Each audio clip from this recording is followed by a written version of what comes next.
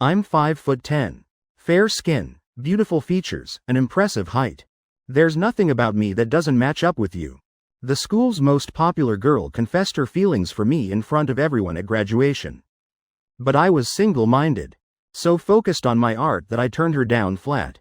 It's the biggest regret of my life. Even after I achieved some success. Even after I opened my own gallery. I never found the girl of my dreams again. Then I traveled back in time. Back to senior year. Back to face her pursuit all over again. This time, I didn't think twice. I gave in immediately. Let me tell you something.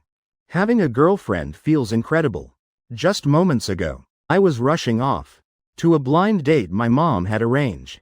But when I opened my eyes again, I was lying on the grounds of Riverside High School. Ethan, thank God you're finally awake. You scared the hell out of me just now. If you hadn't come to, I was about to call an ambulance.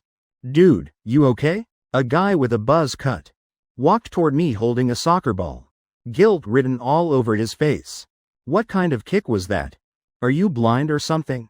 Tyler was furious, facing down a guy a full head taller than him without flinching. He was so angry he stepped right up to the buzz-cut guy, leaning forward slightly. The guilt on the guy's face deepened. I'm really sorry. As the crowd gathering around us grew larger, I slowly pushed myself up from the ground, shaking my head at the buzz-cut guy to signal I was fine, then called for Tyler to leave with me. School had just let out not long ago, so plenty of students still lingered in the hallways, laughing and talking. The noise was constant, but when two tall, striking girls walked out of a classroom, the hallway fell silent immediately. More than a few guys stopped in their tracks, their eyes landing on a girl named Sophie Brooks. She was the moonlight in every boy's heart, the enemy in every girl's eyes, and a dance major in the arts program. Just then, a long-haired girl came running from the end of the hallway, with a few of her close friends, gossiping about the latest drama. Let me tell you guys, I just saw Ethan get hit with a soccer ball, but I think he's fine. What a shame. I was about to go help him up. Get lost. You think you're special? Ethan would only let me help him up. Shut up. Ethan's obviously mine. Okay, stop fighting. Sophie, standing nearby, listened, and let out a quiet sigh of relief no one could detect. She turned to the girl beside her and said, Lily, I can't go to the bathroom with you right now. In classroom 12A5, in the last row by the window. I sat there reviewing my textbooks. In my past life, my art exam score was 287. But my academic scores dragged me down, keeping me out of the prestigious art school I dreamed of. The bell rang for class. The noisy classroom gradually fell silent, but that silence didn't last more than a few seconds, before a girl suddenly burst into the room, breaking it. Looking at that tall, beautiful girl, the guy's eyes showed 7 parts amazement, and 3 parts jealousy. The girls in class, meanwhile, were full of hostility, as if facing an enemy. Sophie paid no attention to their stares. She jogged up to my desk. Then, she set the plastic bag in her hand on my desk. I looked into her beautiful eyes, confused. What's this? Why are you giving this to me? Her gaze flickered away slightly. She pointed at the plastic bag in my hand. Anti-swelling cream. Then she turned to leave, not giving me a chance to refuse. Which made sense. After all, I'd never accepted anything from any girl before. I called after her. Sophie stopped reluctantly, thinking I wanted to return the cream. Thinking to herself, oh God, if I'd known, I would have just run for it. Why are you so stupid at critical moments, Sophie? Then I shook the plastic bag in my hand, and said a quiet, thank you. The happiness came so suddenly. Sophie froze for a moment, then immediately broke into a brilliant smile, like a rose blooming at sunset. Did this mean the distance between her and Ethan had just shortened by another step? Excuse me, miss. I don't think you're from this class. A stern voice rang out, pulling Sophie back from her drifting daydream. Sorry, sir, I just came to borrow something from a classmate. I'm leaving now. With that, Sophie happily returned to her own classroom. After 45 minutes, class ended. I got up and headed to the school's art studio. Art students Spent their last 2 periods, morning and afternoon, in the studio. 10 minutes later, our art instructor, Mr. Lucas, walked in and assigned us a sketch.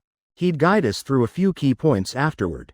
But when Mr. Lucas came over to my side, he froze immediately. Most students hadn't even finished their first sketch. But I'd already completed 2. And the lighting, the lines, everything was flawless. Even though he knew I had exceptional artistic talent, this was still absurd. The kid's a monster. Seeing Mr. Lucas's shocked expression, I made up an excuse. Mr. Lucas, I actually did these 2 sketches beforehand. Hearing that, Mr. Lucas relaxed. Still, he remained stunned by my artistic ability. Night fell. As an independent art student, I could request to skip evening self-study. Compared to being scrutinized in the classroom, I found studying at home more effective. When I got home, I opened my bag to grab my homework. But my hand hit the plastic bag instead. So I took out the cream and sprayed a bit on my forehead. A cool sensation immediately spread across my skin. The next morning, Sophie paced back and forth outside the convenience store near the school gates, occasionally craning her neck to look into the distance.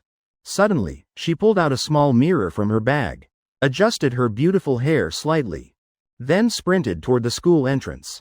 "Ethan, what a coincidence. I just got here and I already ran into you." Sophie feigned surprise, appearing before me with a cheerful greeting. I glanced at Sophie's sudden appearance, and her chest rising and falling slightly from running, then nodded briefly. She'd tried before to create a few chance encounters with me, but they'd never worked. I'd never paid attention. But yesterday I accepted the anti-swelling cream from her, and that had filled her with confidence. Watching me, someone who kept everyone at arm's length, Sophie didn't give up. She took the initiative and asked, "Is your forehead feeling better?" Hearing that, I slowed my pace, turning to look at Sophie beside me. "Thank you. Thanks to your cream, I'm much better now." "Really?" Sophie's large eyes widened slightly, clearly not expecting me to have actually used the cream she gave me. "That's great, then. Ethan, you got here so early, I bet you haven't eaten breakfast yet." "I bought extra breakfast. This strawberry cream cake is for you." "No thanks. I already ate at home." "It's fine. Save it for break time." With that, she immediately pressed the strawberry cake into my hand. "I've got to get to class. Bye." She said it and then ran toward the academic building without looking back. Back in her classroom, Sophie's eyes curved into crescents. She stared dreamily out the window. Yesterday was anti-swelling cream. Today was cake. If this keeps up, the relationship between her and Ethan will only grow deeper. The guys in the classroom occasionally glanced over in this direction, and they noticed that today, the beautiful Sophie seemed even more radiant than usual. After 2 periods, it was time for morning break. All the students gathered on the athletic field for morning exercise. 5 minutes later, the exercise ended. Tyler looked like he'd lost half his life, gasping for air. "I'm dying here." "Ethan, come on. Let's hit the store and get some water." "I'm buying." Behind us, Sophie linked arms with Lily and followed along, heading together toward the convenience store. "Ethan, what do you want to drink?" "I'll have a Coke." "Got it." I took the Coke Tyler bought for me, leaning back against the wall beside the convenience store, popping the tab with one hand and taking a sip. Inside the store, Sophie looked like she was browsing ice cream in the freezer, but her eyes kept tracking Ethan outside. "Hey, you're just going to stare? Are you even getting ice cream or not?" Seeing Sophie lost in her own world, Lily beside her spoke up impatiently, startling Sophie. Flustered, she grabbed 2 chocolate ice cream bars. "We tried this flavor yesterday. It was really good." As she spoke, she pulled a $10 bill from her pocket and handed it, along with the 2 ice creams, to Lily. "Today's my treat. Could you go pay for me? At least you have some conscience." "I'll do it, I guess." Lily huffed lightly, taking the ice cream toward the register. Right after that, Sophie hurriedly pulled out her phone, opened the camera, and aimed it at me outside, ready to snap a handsome photo of me. But just as she pressed the shutter, I turned and looked right at her. Sophie's mind went completely blank. Her phone was still pointed at Ethan. If only there were a hole to crawl into right now. At least then she could hide. Why does he keep looking at me? Logically, shouldn't I pretend to be calm or act a little flustered? Or something? Normally, I hated when people took photos of me without asking. But for some reason, when I realized the person taking the photo was Sophie, a small flicker of happiness stirred in my chest. Sophie was still lost in thought, trying to figure out how to handle this awkward situation.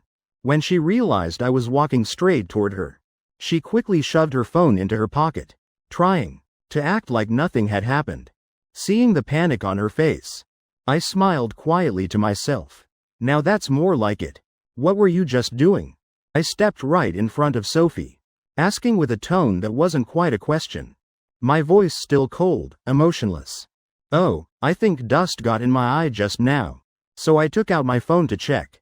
Sophie wasn't even sure if this excuse would work, but her body was so nervous her palms were sweating. Oh, I see. I thought you were taking a picture of me. I chuckled softly, murmuring the words. Hearing that, Sophie's fair face flushed bright red. She ducked her head, stammering, "How could I?" I knew she was lying. That flustered movement couldn't fool anyone.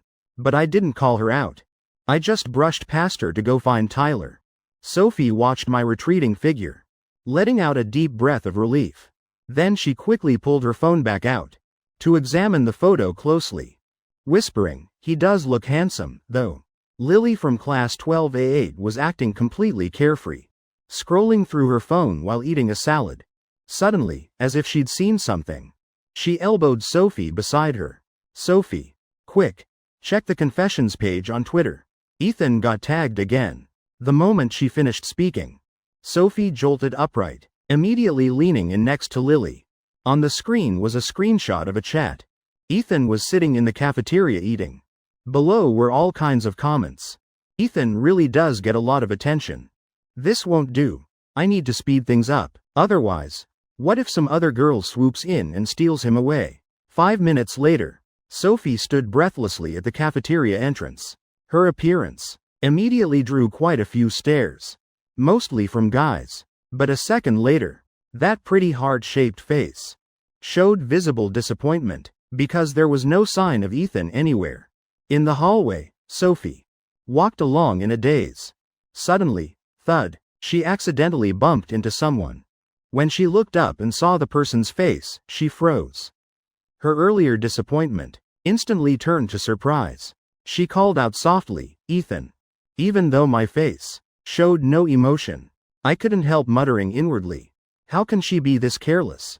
Walking up the stairs without even looking where she's going." Just then, Sophie suddenly raised her hand, reaching out to check my chest, asking with concern, "Did I hurt you just now?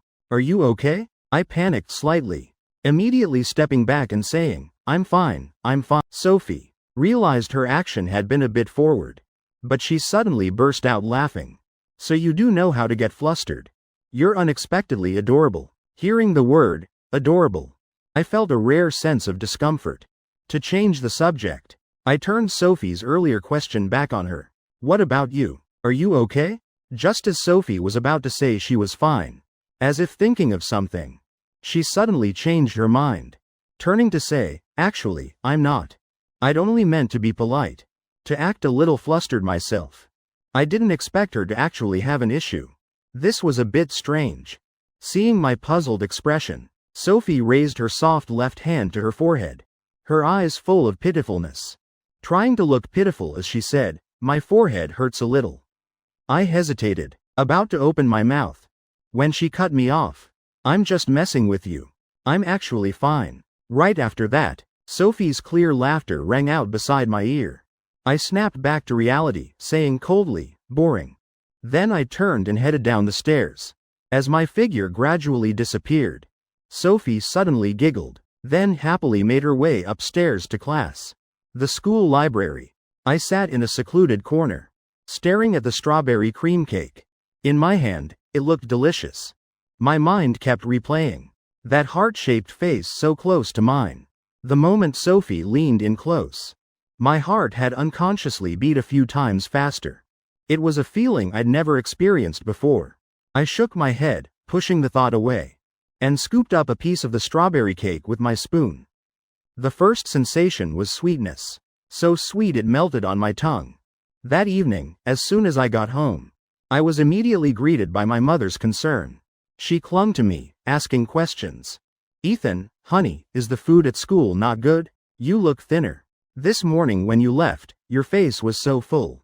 Mom made you braised pork hocks, sweetie Tilda. Mom, did you actually make this? Or did you order it from outside? Ah, you caught me. I really did plan to cook it myself. But braised pork hocks are seriously hard to make." Mom brushed off the question with a few quick words. After dinner, I immediately went into my art studio. Taking a moment to look around the room that held my youth, I sat down in front of the easel, and before long, the sound of scratching filled the quiet studio. 10 minutes later, a hint of embarrassment appeared on my fair face. On the paper before me was the figure of a graceful girl. No face, just her silhouette in rough lines. I took a deep breath, then shook my head. Then, I quickly shoved the drawing into a drawer and left the studio. The next morning at 6, I arrived at school as usual. And quite coincidentally, ran into Sophie right at the gates again. Today she was still wearing the blue school uniform. Still as beautiful as ever. What a coincidence, we meet again. I glanced at her once, then quickly looked away, nodding briefly, as a greeting. As we neared the academic building, Sophie pulled from her bag a pristine white bottle of yogurt. "I accidentally brought an extra yogurt today. This one's for you." She finished speaking and pressed it straight into my hand. Then smiled with her eyes crinkling and said goodbye, turning to run toward the academic building. By the time I came to my senses, her figure had already vanished. The corner of my mouth lifted slightly. In a good mood, I headed toward the staircase on the right. Yesterday was cake. Today it's yogurt. What is she scheming? As soon as I sat down in class 12A5, Tyler rushed over in a hurry. "Ethan, have you checked the confessions page on Twitter?" He pulled out a chair and sat down beside me, his face full of excitement. "I never check the confessions page on Twitter." "Forget the confessions page. I barely even log onto Twitter. After all, every day there are constant friend requests popping up. It's really annoying. What a waste. Let me tell you, yesterday something huge happened. Want to hear? It's about you." Tyler deliberately put on a mysterious air. "If you're not going to say it, then don't. I still need to study vocabulary." I shot back bluntly, showing absolutely no interest. "Boring. Fine, I'll tell you. Blake Wilson. That's the guy who kicked the soccer ball into your face the other day." Yesterday, Sophie stormed into class 12A1 with a pair of scissors, looking to settle the score with him.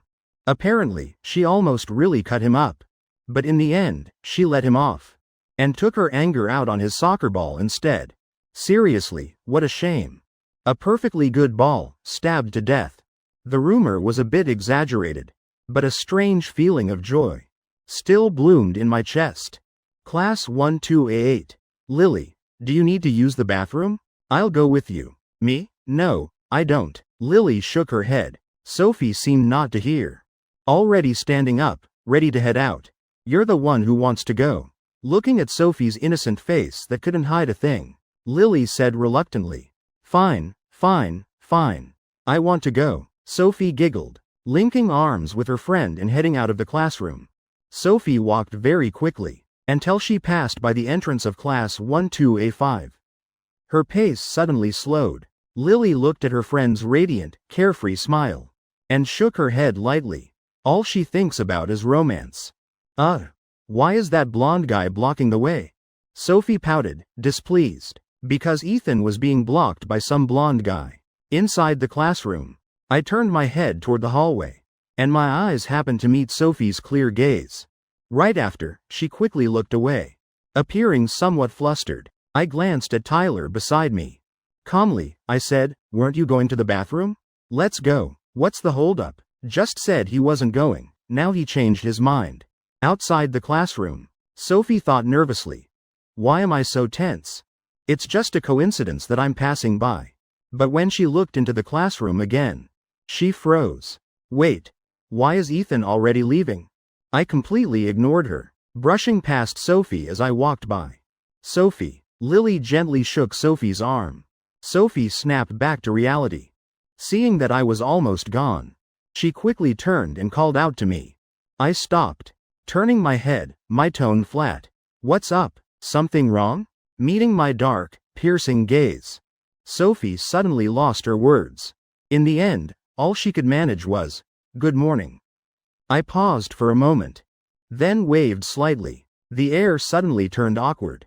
To chase away the discomfort, Sophie turned to greet Tyler beside me. Tyler smiled goofily and nodded at Sophie, then nudged me with his shoulder, signaling that I should say something. I glanced at Tyler. "Didn't you say you needed to use the bathroom?" With that, I turned and headed toward the stairs. Right after, Tyler gave Sophie an apologetic smile, then chased after me. "Ethan, I'm not blaming you or anything, but Sophie got revenge for you. She stabbed Blake Wilson's soccer ball. You don't have to thank her, but you could at least say a few words. It's obvious she likes you," I said impatiently. "Just go take care of your bathroom business." "Why are you talking so much?" I replied with slight irritation. Tyler muttered, "Boring," then walked into the men's room. After he went in, I turned and headed upstairs. Sophie stood on the staircase, her eyes both lively and a bit alluringly distant, as if thinking about something. Sophie turned her head, not knowing when Ethan had appeared beside her. "I heard yesterday you brought scissors to class 12A1 and stabbed that guy's soccer ball?" Sophie was surprised. "You already know?" A second later, she suddenly stared at me intently, saying softly, "Actually, I'm very gentle.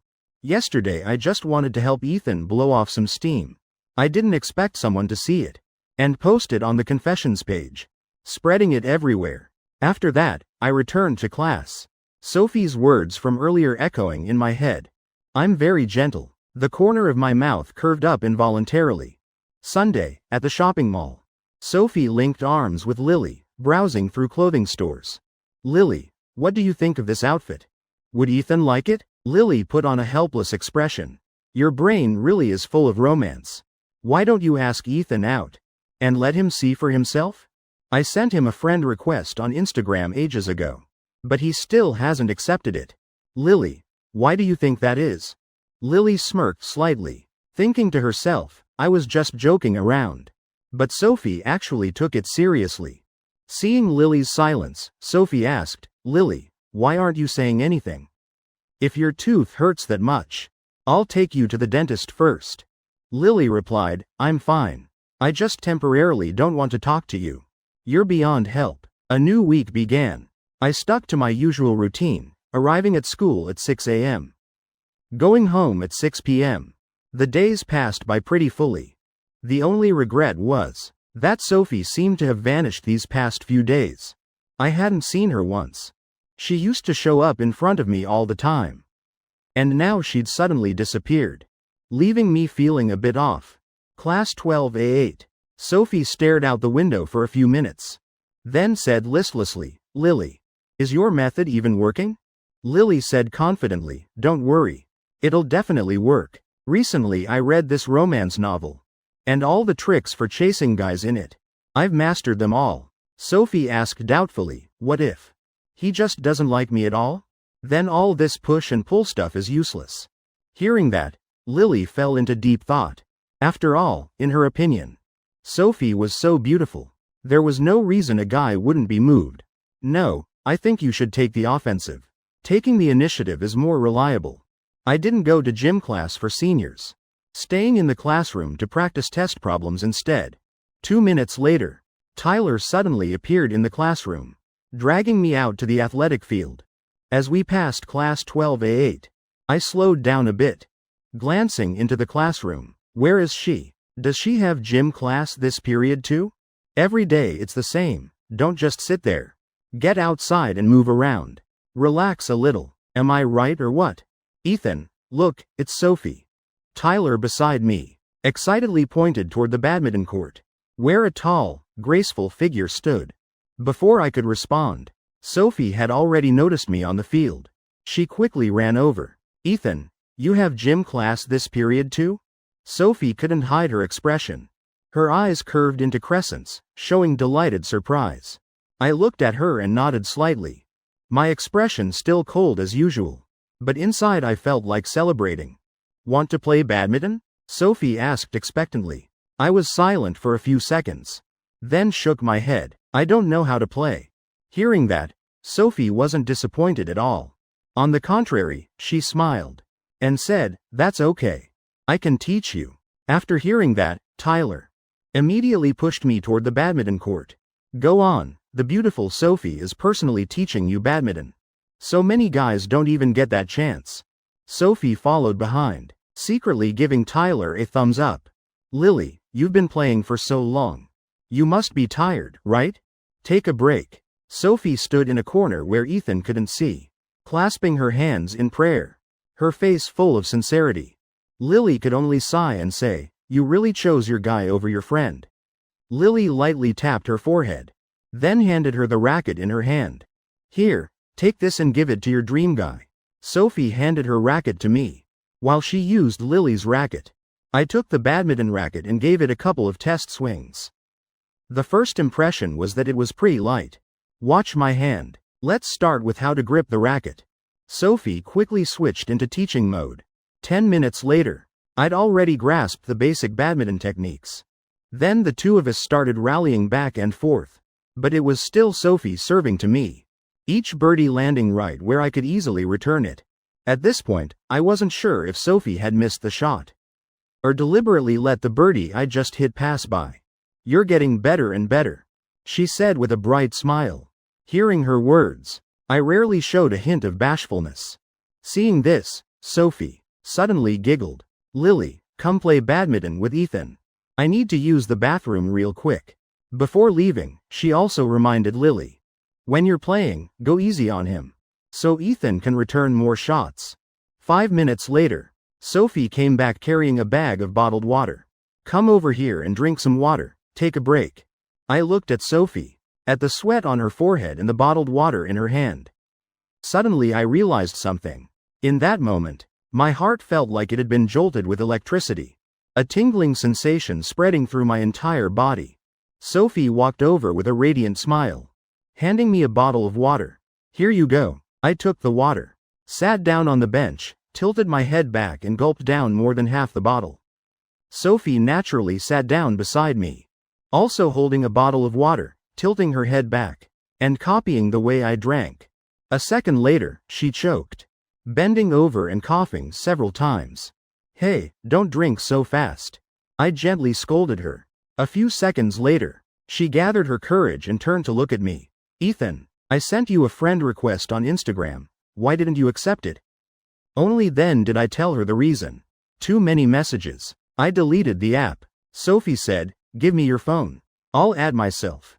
A minute later, Sophie hugged the phone with a silly grin, like a flower that had just been watered, becoming absolutely radiant. After that, we all went back to the court to continue playing. We played until the end of class. Sophie was still full of regret. How did the time go by so fast? I haven't even played enough yet. I spoke up. Here's your racket back. I walked around the net and handed the racket in my hand to her. So, did you find badminton fun? Sophie asked with her eyes crinkling into crescents. It was all right, I gave an objective answer. In my past life, I'd never had time for sports. This time playing badminton with Sophie, I genuinely had a lot of fun. Of course, part of it was because the person I played with was her. Hearing my response, Sophie blinked her eyes. Next time you want to play again, just call me. That entire day, Sophie's mood was incredibly upbeat. Her beautiful face constantly wore a brilliant smile, as if she'd been put under a spell. Lily, what do you think, for my first message to Ethan? What should I say that he'll remember forever and leave a deep impression of me? Lily thought for a few seconds, her eyes lighting up as she quickly told Sophie, just tell him how you feel directly. I guarantee he'll remember it. Sophie thought for a moment and said, but that doesn't seem right. What if I scare him off? Sophie acted embarrassed, but inside she was smiling so hard she couldn't stop. That's actually a good idea. But if the confession fails, we won't even be able to stay friends. I'd better think of something myself. Sophie rested her chin on her hand, her clear eyes lost in thought.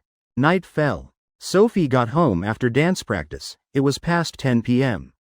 After showering, she sat down on the sofa, looking into the air and calling out, "Luna, come here." A white cat appeared from nowhere, climbing onto her lap. "Luna, today I got Ethan's Instagram." Sophie hugged the cat, her face breaking into a gentle smile. The truth was, her crush on Ethan, and this adorable little cat, had a deep connection. This cat used to be taken care of by me. Back then, my eyes were full of gentle smiles. Completely different from the Ethan at school. That sparked her curiosity. She tried to approach me, but I was always cold, never paying attention to her. That only ignited her competitive spirit even more. Gradually, perhaps because she'd never been rejected by a guy before, she was surprised to realize she actually liked me. Later, the cat was almost driven out of the park by someone else. When I wasn't there, she adopted it. She still hadn't found the right chance to tell me about the cat, so she ended up just keeping it. Her thoughts returned to reality. Sophie stroked the cat, said, "Good night," and went back to her room. At 6:30 the next morning, I arrived at school as usual. But that graceful figure still hadn't appeared. My heart couldn't help but feel a bit empty. Maybe tomorrow I should come a few minutes late and see. I shook my head and walked into the classroom. I hadn't even sat down yet when I saw yogurt and bread on my desk, along with a few other things. I usually gave these to Tyler, but when I picked up the yogurt bottle, I saw a sticky note on the back. "I accidentally brought extra breakfast again today, so I'm counting on you. Don't let it go to waste." So my assumption was wrong. Sophie hadn't arrived late. She'd arrived early. My mood instantly brightened. The emptiness I'd felt at the school gates earlier vanished completely. I wonder if Ethan will drink the yogurt I gave him. Sophie rested her chin on her hand, murmuring, looking out the window. "Sophie, you're like a loyal puppy now," Lily said helplessly. "What are you looking at?" "Nothing's even happening." In the hallway, I just stood there in a daze, facing Sophie in the classroom. The two of us looked at each other for a few seconds. Finally, I was the first to look away, pulling my gaze back and continuing forward. Seeing this, Sophie quickly said, "Lily, move aside. I'm going out for a sec."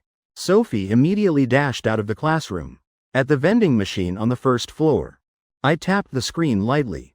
Click. A bottle of water dropped down. "What do you want to drink?" I asked her. I turned to look at Sophie beside me. She replied, "Same as you. I'll get bottled water too." She seemed a bit flustered. I tapped the screen again, then handed her the bottle that had just dropped out. Then I said, "Thanks for the breakfast." Sophie asked me awkwardly, "How was the breakfast I gave you? Was the yogurt good?" Sophie's fair face showed clear delight.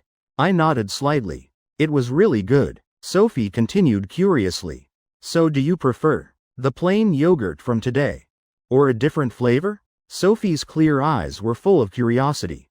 "Plain is fine." I was silent for 2 seconds, then answered, "Then tomorrow I'll bring you plain yogurt again," Sophie said happily. Hearing that, I paused for a moment, turning my head to look at her, my voice taking on a rare teasing tone.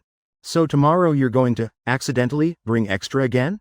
Sophie's face immediately showed a faint blush. This was just an excuse for her to give me yogurt. She knew that I understood. But when I said it in such a teasing voice, it made her feel like her lie had been exposed. From the first floor climbing to the 5th floor, neither of us felt tired today.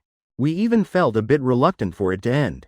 Passing class 12A8, I noticed Sophie was still following me. So I hinted gently, "You're at your classroom." "I know. I'm on cleaning duty today.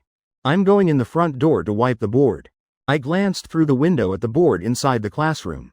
It was spotlessly clean, but I didn't say anything, just quietly continued forward. When she discovered the board was already clean as could be, Sophie gave an awkward smile, even covering her face with her hand, whispering, "This stupid board betrayed me." 3rd and 4th period. Mr. Lucas announced something major. Starting next week, our class would be going out for a 15-day sketching trip.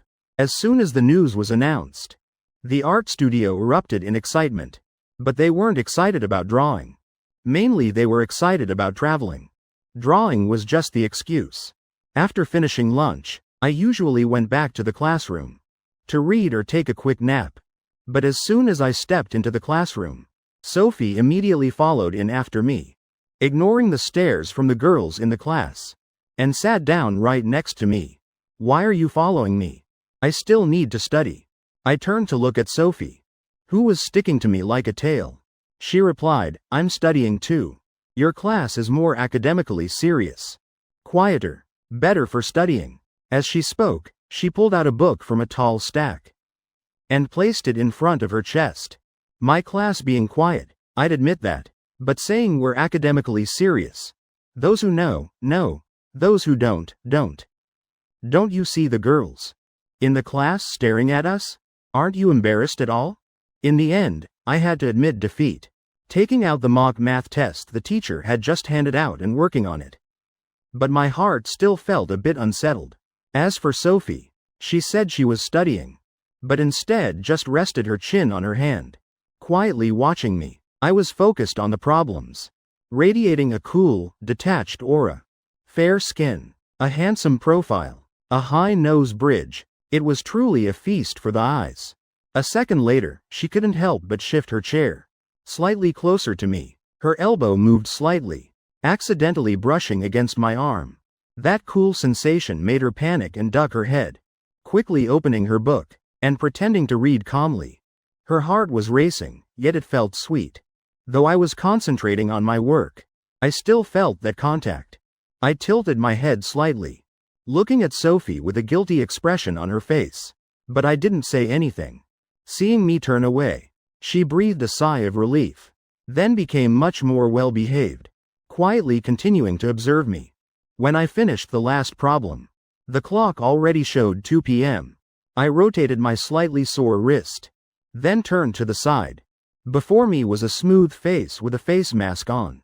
Sophie had her eyes closed, her face tilted toward me. She looked like she was sleeping. Seeing that class was about to start, and she still hadn't woken up, I called out softly. Sophie drowsily opened her eyes, rubbing them, her voice still thick with sleep. This seat is so comfortable. I slept so well. I was full of questions, not quite understanding what she meant by that. Aren't all the school desks and chairs the same? Before I could think about it, Sophie spoke up. Ethan, from now on, can I sit here every lunch break? Let's call it an exchange. I'll bring you breakfast every day. If you don't say anything, I'll take that as a yes. I need to get back to my class. Bye-bye. She said it cheerfully, then walked out of the classroom without hesitation. Sophie secretly admired herself. Want to reject me? I'm not giving you that chance. Now not only did she have a reason to be near Ethan at lunch, but she also had a legitimate excuse to bring breakfast. I'm a genius. Watching Sophie's tall, slender figure fade away, I couldn't help but smile lightly. But it was just for a moment. I returned to my usual cold demeanor. A week passed in the blink of an eye. During that time, Sophie appeared beside me more and more often, leading to quite a few rumors that we were together. Class 12A8. Sophie wore her hair in a ponytail, radiating a fresh, youthful energy. She rested her chin on her hand, looking out the window in a daze. Lily nudged her lightly. Sophie, stop spacing out like that. You're about to turn into a statue. Sophie replied. What statue? I'm thinking about the future. As she spoke, she broke into a radiant smile, like a rose at sunset. Lily asked Sophie, in 2 days it's the holiday. Do you have plans to go anywhere? I'm planning to go to Riverside to find Ethan. Sophie didn't hesitate, saying it straight out. Lily fell silent, screaming internally. Ethan, what did you do in your past life to deserve meeting a girl like Sophie? At the ancient Lotus Creek town full of old-world charm, I weaved through the crowd, heading toward the waterfall that flowed through the entire town. Along the way, quite a few lightly made-up girls, carrying the energy of youth, glanced at me, but I paid them no attention at all. Ever since the sketching trip began, Sophie's image kept appearing in my mind from time to time. It felt like being poisoned. A slow poison seeping deep.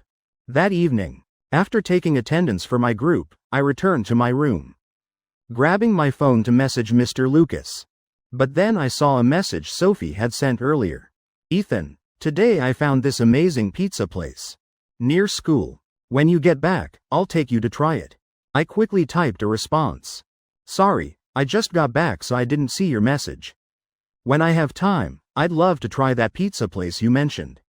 Sophie immediately replied, Ethan, are you still at Red Forest doing sketches?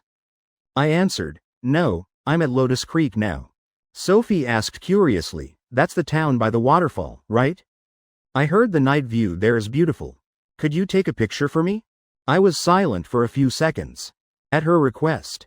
Then I opened the window, chose a nice angle, and snapped a photo to send her. Sophie couldn't help but praise it.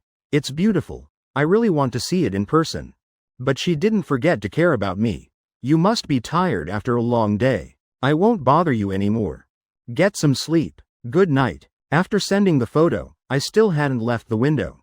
The cool night breeze blew in, clearing my head a bit. These past few days, whether we'd been texting or not, Sophie consistently sent me good morning and good night messages. Before, I didn't know why, but I couldn't or didn't dare respond. But tonight, I found myself unconsciously wanting to reply. Seeing me send back, good night. Sophie giggled a few times, then placed her phone on the nightstand and drifted off to sleep. The next day, all day long Sophie was floating on cloud 9.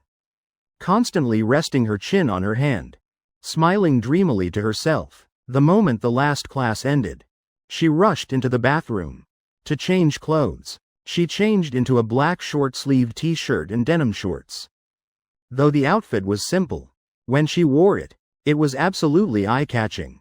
After 3 hours of travel, Sophie had arrived at the ancient town. By now the wine-colored sky had darkened completely. The most important thing now was to find a place to stay. Then message me. If I wasn't asleep yet, she could invite me out. As for me, after taking attendance for my group, I returned to my room. Just seeing the good morning message sent at 6 a.m. The corner of my mouth lifted slightly. But then, the sky that had just been lit by lanterns suddenly opened up with heavy rain. The rain caught Sophie completely off guard. She took shelter under the eaves of a house, her umbrella still in her suitcase, out of reach. The rain was too heavy. Meanwhile, I rolled out of bed, walked over to the window. For some reason, I felt compelled to check my phone. I couldn't sleep. Sophie. Looking at that tall figure huddled under the distant eaves, I was almost certain it was Sophie.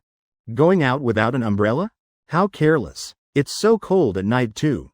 Sophie drew in a sharp breath. Who knew how long this rain would last? She leaned against the wall, her expression helpless, as if she'd given up. I said, you came all the way to Lotus Creek and didn't tell me? Seeing her body shivering slightly from the cold, I tried to adjust my tone, to sound gentle. That familiar voice rang in her ear, making Sophie immediately look up. How did you know I was here? She stood frozen as if her mind had gone blank. I said, why are you standing there in a daze? Your clothes are soaked. Aren't you afraid of catching a cold? I took off my jacket and handed it to her. There were still a few raindrops on Sophie's fair face, making her look even more pitiful. Sophie snapped back to reality, quickly taking the jacket and putting it on. A wave of warmth immediately spread through her body. In that moment, a sense of grievance suddenly welled up inside her. She desperately wanted to let it all out in front of me. I said to Sophie, looking at this rain, it probably won't stop anytime soon. Why don't you come to my place and wait it out? I asked very calmly. She replied, that would be great. Sophie immediately nodded in agreement without hesitation. Getting to stay at my place made her visibly happy. Then, as if realizing something, she hurriedly smoothed her hair. Then asked me anxiously, do I look really bad right now? Hearing that, I was speechless. I really didn't expect her to ask that. I said helplessly, if you're going to keep standing there like an idiot, I'm leaving. Don't, wait. Sophie frantically ducked under the umbrella, reaching out to grab the handle. The next moment, our hands touched. She quickly said, sorry. She hurriedly pulled her hand back, giving an awkward smile, then followed me toward the inn. 5 minutes later, Sophie curiously looked around my room. Though it was just temporary lodging, I still kept the room clean and tidy. I pulled a chair in front of her, gesturing for her to sit and rest. Then I poured her a cup of hot water. Sophie smiled brightly, about to sit down. But as if suddenly realizing something, she frowned and asked, Ethan, why are your clothes wet too? I froze for a moment, then made up an excuse. When I went outside, the wind flipped the umbrella and got me soaked. The truth was that the whole way there, I'd tilted the umbrella toward her, which is why I got wet. But I couldn't hide it from Sophie. She asked, the wind flipped the umbrella. Then how do you explain why only the right side of your shirt is wet? Hearing that, I quickly grabbed the tissue box from the table and handed it to her. Here, dry your hair. Temporarily dodging the question by fighting fire with fire. Seeing this, Sophie didn't press further. She already had her answer in her heart. Obviously he didn't want me to get rained on. If he doesn't want to say it, I won't push him. I quickly replied, of course there is. Why wouldn't there be? Sophie took the tissue box from my hand, pulled out a few sheets, and dried her long, dripping hair. Looking at her slender, fair neck and delicate collarbone, my heart unconsciously beat faster. I quickly looked away, pretending nothing had happened. Just then, Sophie suddenly spoke up. I can't reach the back. Could you help me? Sophie dried her hair while turning to look at me, asking boldly and directly. Hearing that, my eyelid twitched slightly. My gaze unconsciously fell on that collarbone again. I said, I'll go change first. Seeing me flustered, rummaging through my suitcase for clothes, she asked cheerfully, need help? I answered awkwardly, worry about yourself. Don't worry about me. I immediately cut her off, then grabbed whatever clothes I could find and ran into the bathroom. Sophie muttered to herself, am I some kind of demon, that you're so scared of me? It was the first time seeing me this flustered, but she smiled to herself. He's kind of adorable, though. In the bathroom, after changing, I even washed my face, hoping to calm down. But the moment I stepped out, Sophie immediately walked over, circling around me, then praised, this outfit makes you look even more handsome than before. I took a slight breath, trying to keep my voice calm. The rain stopped. Should I take you to find a place to stay? Sophie protested dramatically. Are you trying to kick me out? Sophie pretended to pout. I froze. Kick you out? What are you talking about? Are you planning to just camp here?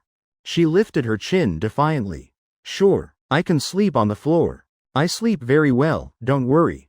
Sophie looked at me with expectant eyes. I replied coldly, are you leaving or not? If not, you're really sleeping outside tonight. Seeing this, Sophie gave in. Fine, could you help me find a place to stay? Consider it a thank you. I'll treat you to breakfast tomorrow. Because of the holiday, it took us over half an hour before we finally found a hotel with a vacancy. As soon as she entered the room, Sophie immediately threw herself onto the sofa, grabbing her phone to check if I'd sent her any messages. Seeing that I'd sent a good night, Sophie's clear eyes suddenly lit up like they held stars. If she remembered correctly, this was the second time I'd taken the initiative to send well wishes. After a moment of happiness, she pouted, thinking, why did he just say good night and go to sleep? I still had so much I wanted to say. I returned to my room, poured myself a cup of hot water, wanting to warm up after getting soaked. My clothes had been wet all evening. I hoped Sophie wouldn't catch a cold. The next morning, it was past 7 a.m. I wonder if Ethan's awake yet. Sophie leaned against the door of the inn, pouting, counting on her fingers. Just then, a male student came down the stairs and walked straight toward Sophie.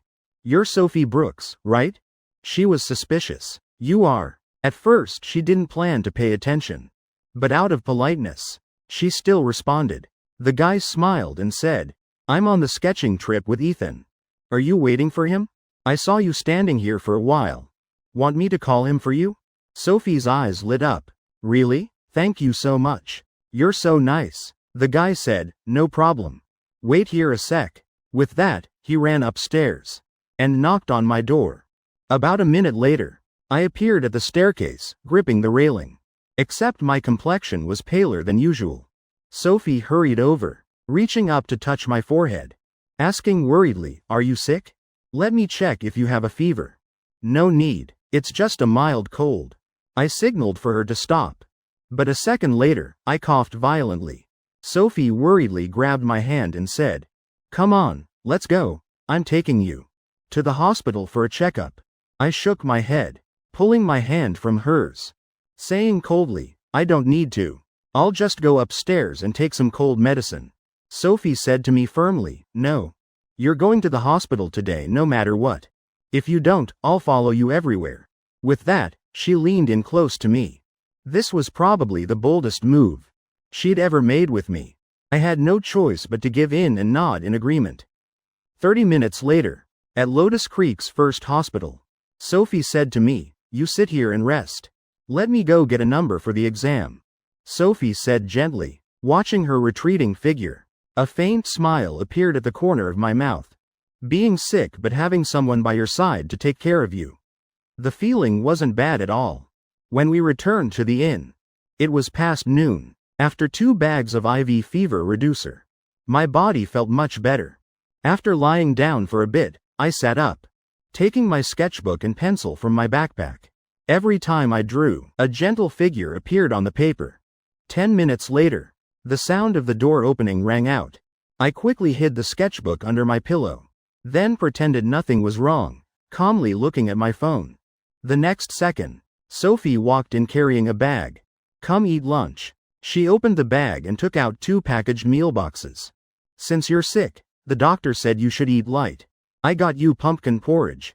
Even if you don't like it, you have to try, okay?" "Why are you eating this too? Didn't you get something you actually wanted?" I asked in surprise. "What, am I not allowed to eat this?" Sophie deliberately widened her beautiful almond eyes, pouting. The truth was, Sophie really wanted to try the osmanthus fried fish. But because I was sick and could only eat light food, she chose to eat the same thing as me. I didn't say anything more, lowering my head to scoop a spoonful of pumpkin porridge into my mouth. Though Sophie didn't say it, I could still guess. She's such a silly girl. A few minutes later, Sophie cleaned up the trash from our meal, casually pouring me a cup of hot water. I took the cup, taking a small sip. "It's the holiday today, so it's pretty lively outside. If you don't have anything to do, go take a walk. It's rare to make it out here. Are you trying to kick me out?" Sophie's clear eyes widened, her face looking shocked, as if saying, "Am I just a tool to you?" Seeing that she'd misunderstood, I quickly explained, "I'm sleepy. I want to rest for a bit. Then just go to sleep." Sophie smiled, her eyes crinkling. She knew very well I wasn't that kind of person, so she had absolutely no intention of leaving. Hearing that, my face went stiff. I said I wanted to sleep. So why is she still here? Is she planning to just sit and watch me sleep? Just then, Sophie seemed to realize something. She patted her chest in assurance. "I won't do anything to you while you're sleeping." I could only say helplessly, "Whatever you want." Then I lay down on the bed. But the drowsiness from earlier had almost completely disappeared. With my permission, Sophie sat down on the chair, then focused on her phone. In reality, it was all intentional. She was afraid if she stared at me, I wouldn't be able to sleep. Seeing her looking down at her phone, I gradually relaxed. Then my eyelids grew heavier and heavier. Before long, I drifted off. Noticing I was asleep, Sophie quietly sat watching me. Gradually, she started feeling sleepy too. An hour later, I slowly opened my eyes. Just as I sat up, I saw Sophie sleeping beside me. A gentle breeze drifted through the window, lifting a few strands of hair by her sharp cheekbones, creating a wildly beautiful look. One glance and it was impossible to forget. I couldn't help myself. I took out the sketchbook hidden under my pillow and captured that perfect moment. Then I got out of bed, grabbing a jacket and walking toward her. She looks so well behaved when she's sleeping. I gently draped the jacket over her shoulders. Right then, her long lashes fluttered slightly. Just a few seconds later, she opened her clear eyes. "Ethan, You're awake? A flash of embarrassment crossed my eyes. I quickly spoke up to explain. I was afraid if you caught a cold, you'd blame me. And I wouldn't be able to explain myself. Sophie burst out laughing. Someone clearly cares about me, but still has to find all these excuses to justify it. The trash is full. I'm going downstairs to throw it out. To hide my embarrassment, I quickly changed the subject. You're sick. Let me do it instead. Sophie ran over, ready to snatch the trash bag from my hand. I don't need help. I'll do it. After that nap, I feel way better. If I let you do everything, wouldn't I be completely useless? Then I'll go with you. Sophie pulled a tissue from her pocket, cheerfully waving it in front of me. As we headed outside, we ran into some art students who'd just returned. They looked at me and Sophie with amazement. I was already used to this. With the trash bag in my hand, I tossed it into the bin by the entrance, then headed back to my room. As for Sophie, as she passed those students, she even smiled and greeted them. It was almost like declaring her territory. Ethan, are you that afraid of people misunderstanding our relationship? Sophie's eyes showed a hint of unease. She acted casual as she asked. I returned to the room, just grabbing my drawing paper to clip onto the board, when that question made me freeze. I didn't know how to answer. Seeing this, Sophie showed a flash of sadness in her eyes, telling herself it was still better than before.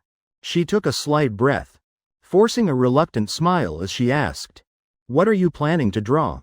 Why don't you draw me? I'll be your model." Hearing that, I suddenly remembered that when she was sleeping, I'd secretly drawn her. My heart felt a bit guilty. I replied, "I don't need to."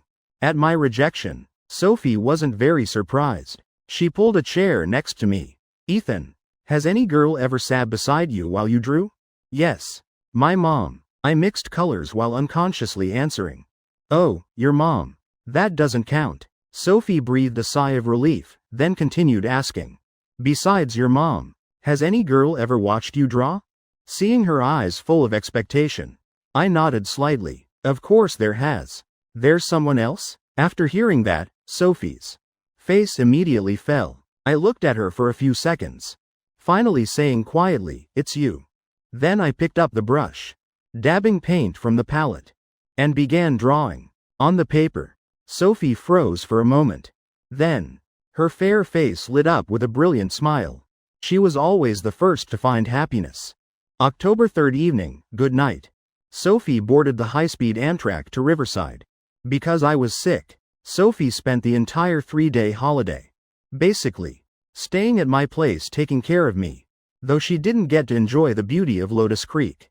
Sophie didn't feel like she'd lost out at all, because her purpose in coming to Lotus Creek was to see me. Whether she went sightseeing or not didn't matter. The main thing was being by my side. If she could take the opportunity to cultivate our relationship, that would be even better. In fact, over the past 3 days, our relationship had grown much closer. Today she was returning to Riverside by train, and I personally saw her off at the station.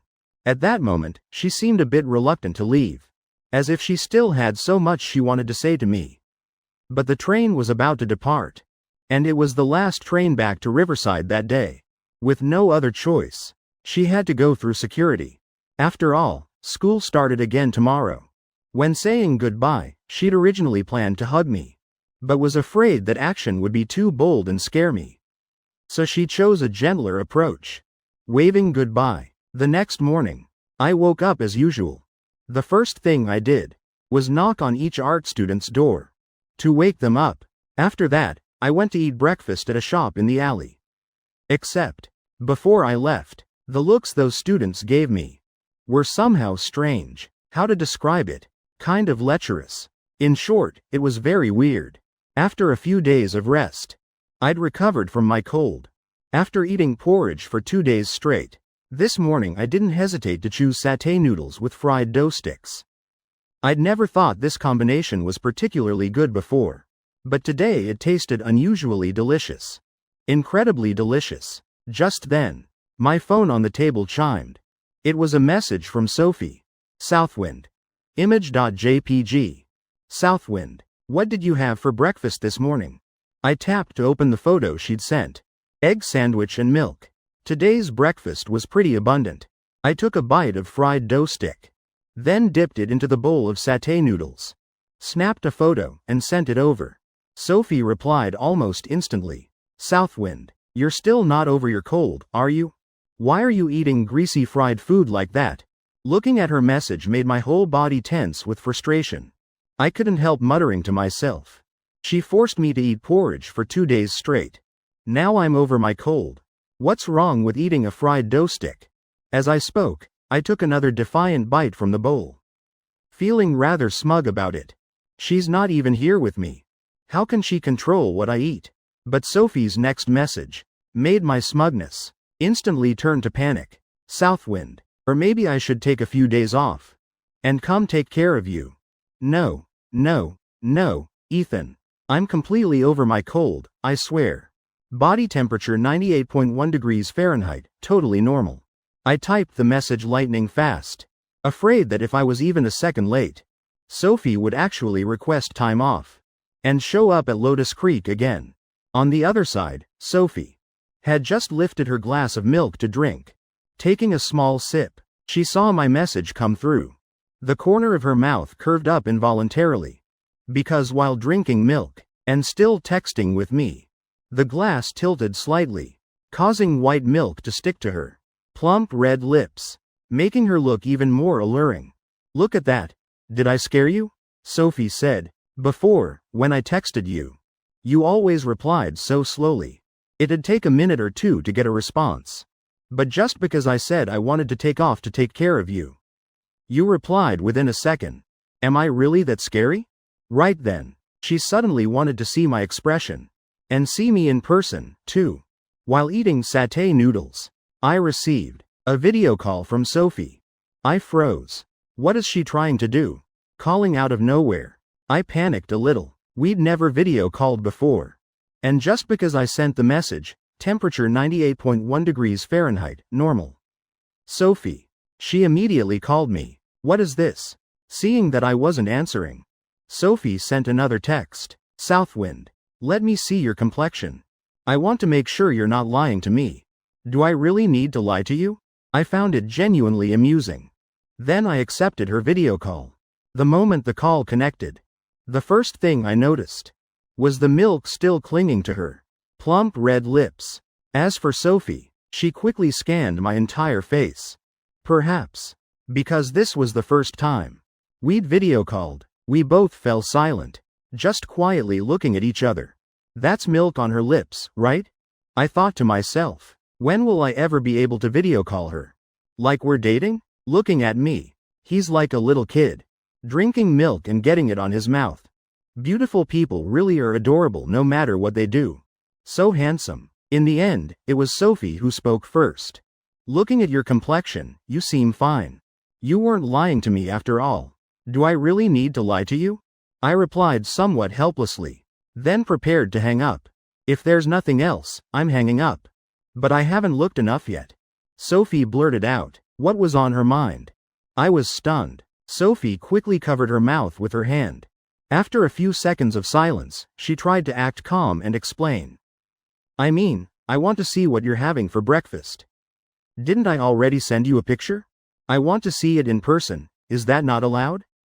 Sophie pouted. You're asking for too much. I'm hanging up. Before she could say anything else, I'd already ended the call. Then the corner of my mouth involuntarily lifted. Less than 2 seconds later, Sophie texted again. Southwind. Why did you hang up? Arms crossed, standing there. I hang up when I want to. Southwind. Do you really not want to see me that badly? It's not like I'm going to eat you alive.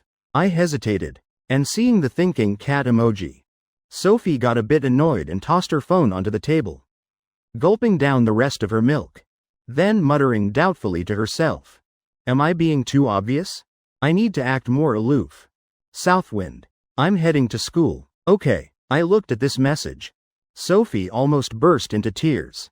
She'd tried to act aloof, and the result was that I was even colder, directly replying with just one word. Okay. At first, she thought I'd say something like, be careful on the way. But instead, Sophie pouted. then glanced at her phone, only to discover it was already 6:30. Oh no. The next moment, she didn't bother cleaning up the table. Grabbing her bag, hurriedly putting on her shoes and rushing out the door. She'd been so absorbed talking with me that she'd lost track of time. Today she was on gate duty. It better not be the homeroom teacher checking. Over the next few days, Sophie and I stayed in constant contact through Instagram. But there was one thing I didn't quite understand. Every time I replied with just, okay, or, yeah, or something like that, Sophie, for some reason, would stop replying more and more. After school in the afternoon, Sophie linked arms with Lily, under the amazed stares of the guys. They walked out of school. Oh my god, this is so annoying. On the small tree-lined street planted with camphor trees, Sophie rested her head on Lily's shoulder, pouting. What's wrong? Lily reached up to pat her head. It's all because of Ethan.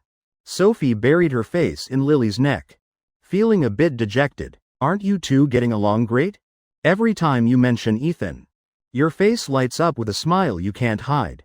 Lily looked strangely at Sophie's pouting face. She poured out all her frustrations. Ethan doesn't talk much, so I deliberately look for topics to talk to him about.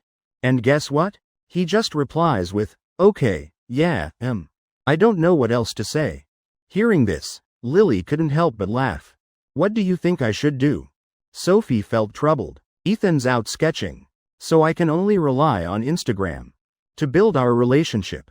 But I didn't expect Ethan to be so bad at conversation. It's hilarious. Poor Sophie. Lily stroked her hair, unable to stop smiling. Stop laughing. Hurry up and help me think of something. Let me think. It took Lily more than 10 seconds to stop laughing. Then she rubbed her chin thoughtfully. I've got an idea. What is it? Since he doesn't know how to talk, why don't you try getting him to reach out to you first? Sophie replied, but it's always been me texting first. Lily said, don't worry about that. I have a way to make Ethan text you first. Lily said with certainty. Then, under Sophie's expectant gaze, she slowly spoke a few words. The seductive dance studio. Sophie wore her hair in a messy bun, dressed in a black cropped tank top that showed her midriff, her fair collarbone, and toned abs exposed. She wore tight dance leggings below, leaning back against the polished floor. Her long, shapely legs stretched out slightly, outlining their delicate curves. Lily, are you done? She said. Sophie's too safe. Why don't you try a few different poses? Like this, for example. I watched as Lily put down her phone, then sat on the floor, her legs in a butterfly position. Seeing this, Sophie's face flushed. She seemed a bit hesitant. After a moment, she said softly, isn't this pose a bit too deliberate? Not at all, not even close. Most guys love this kind of thing. Seeing Lily walk closer to Sophie, she reached out and gently tugged Sophie's tank strap down a bit. Sophie panicked and grabbed her hand, placing it on the strap, afraid that if she didn't hold it, the strap would slip off her shoulder and fall completely. Lily smiled and said, Sophie, if you won't show a little skin, how are you going to get Ethan to text you first? Seeing Lily pull her hand away from Sophie's fair hand, then gently tug at her strap again, making the strap fall naturally, creating the illusion that it had slipped below her shoulder. It was genuinely alluring. Sophie's face turned red as she shook her head. She said quietly, this won't work. But Lily paid no attention to that shyness. She even patted Sophie's long thigh lightly, signaling her to recreate the pose from earlier. Sophie called out softly, Lily. Then, under her trusting gaze, she slowly moved into the butterfly sitting position. Watching Sophie sit down, I felt strange inside, feeling a bit embarrassed for her. But Lily was extremely satisfied. She nodded repeatedly, then stepped back a few paces, raising her phone, preparing to take photos of Sophie. In the frame, Sophie's face was flushed. She tilted her head down slightly, full of shyness. Her long legs in the tight dance outfit were stretched taut, revealing the incredibly seductive curves of her legs, making one's heart beat faster. If these photos got out, I'm sure the guys would go crazy. That's perfect, Ethan, Lily said, Sophie looked flustered. She said, maybe we shouldn't take this one. Sophie heard Lily whisper, Ethan. Just hearing my name, Sophie's eyes lit up. She quickly said, Lily. We should still take one. Lily didn't know whether to laugh or cry. Lily smirked sarcastically. Unable to help cursing inwardly, Ethan, you really are her weakness. Sophie urged. Lily, why are you spacing out? Take it quick. I really can't deal with you. Just a second ago you were too shy. And now you've changed your mind in a blink. Lily was speechless. Sophie asked quietly, Lily, do you think Ethan will like this kind of thing? Lily said with certainty, of course he will. Even I'm a girl and I'm moved by it. Sophie said worriedly, but what if he thinks I'm that kind of easy girl? After dance class ended, Sophie rushed home. She looked through the photos in her album again, her face burning red. Then she took a deep breath and posted to her close friend's story, visible only to me. After doing all that, she tossed her phone onto the sofa, running into the bathroom to shower. As for me, I continued as usual, checking to see if the group members were in their rooms. Passing by a double room, I heard soft moaning sounds from inside, followed by sharp intakes of breath, which caught my attention. What are they doing in there? I frowned, pressing down on the door handle. 2 art students in the room frantically hid their phones, then looked at me with guilty expressions. I asked, what are you two doing? They looked at each other, shaking their heads vigorously. Nothing. I stayed silent, just standing there watching them. After a moment, the short-haired guy couldn't take it anymore. He stepped in front of me, his eyes taking on a somewhat lecherous look. He asked, Ethan, do you like long legs? I was completely confused, my face full of question marks. He chuckled darkly, then pulled his phone out from behind his back, saying, I spent a lot of money to get these. Want some? I'll send you the link right now. I glanced at the phone.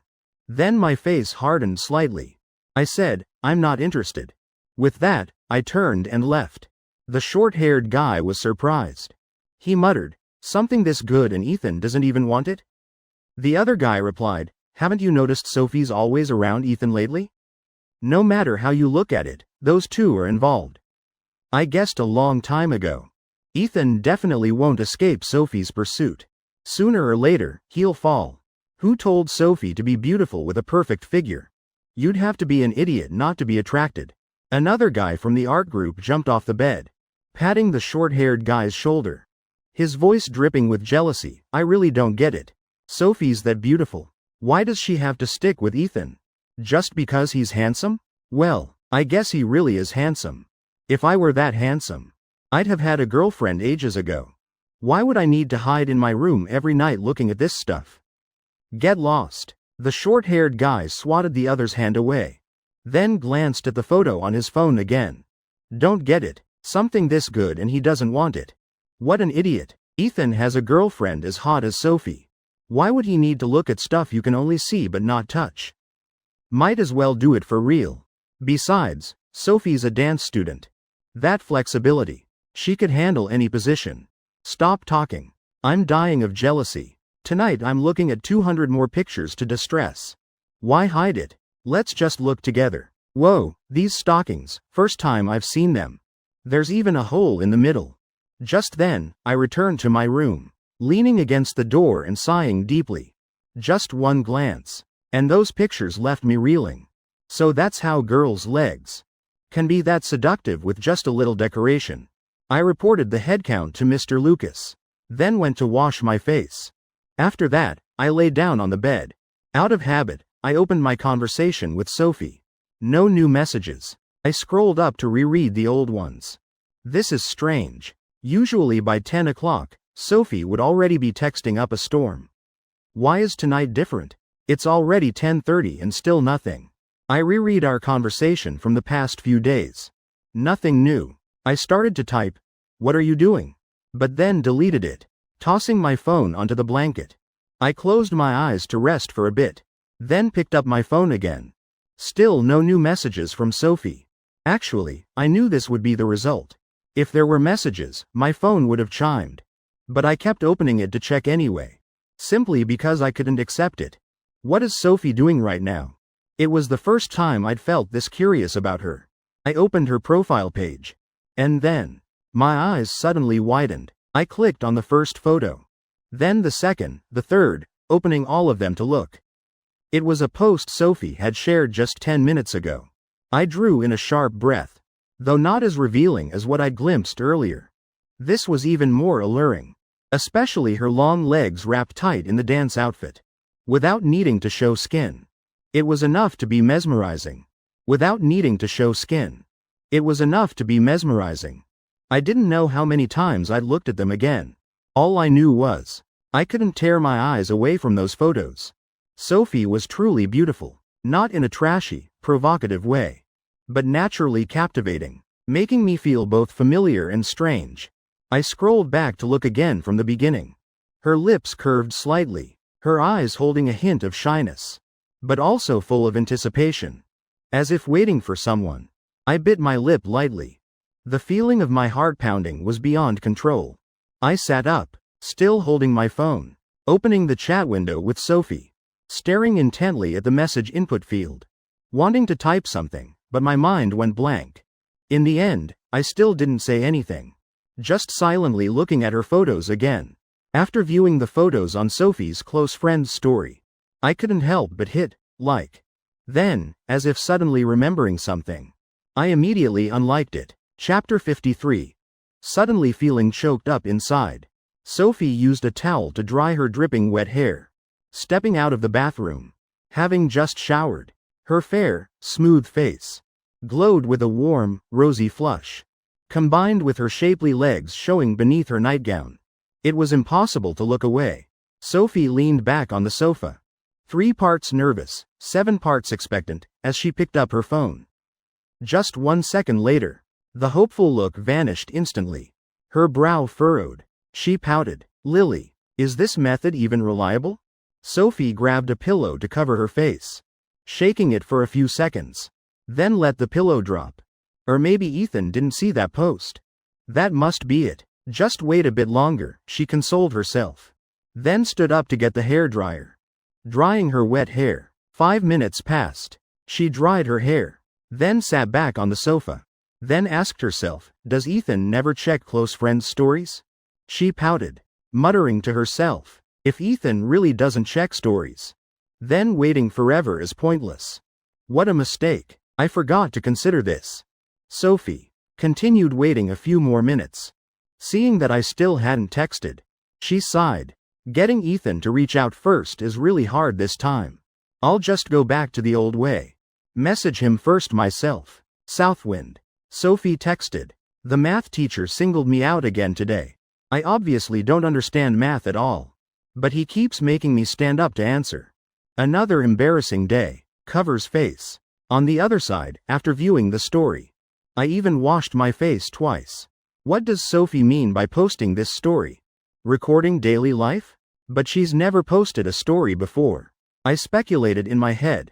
Why did Sophie post this story? I just couldn't figure it out. Couldn't understand why she'd do something like that. My mood suddenly deflated. I didn't have the mental energy to keep speculating. Stories can be seen by anyone. I don't know why, but just thinking that those photos could be viewed by other guys, I felt my whole body heat up. I felt uncomfortable. How many guys are on her Instagram friends list anyway? My hands clenched as if trying to grasp something. Just then, my phone chimed with a message.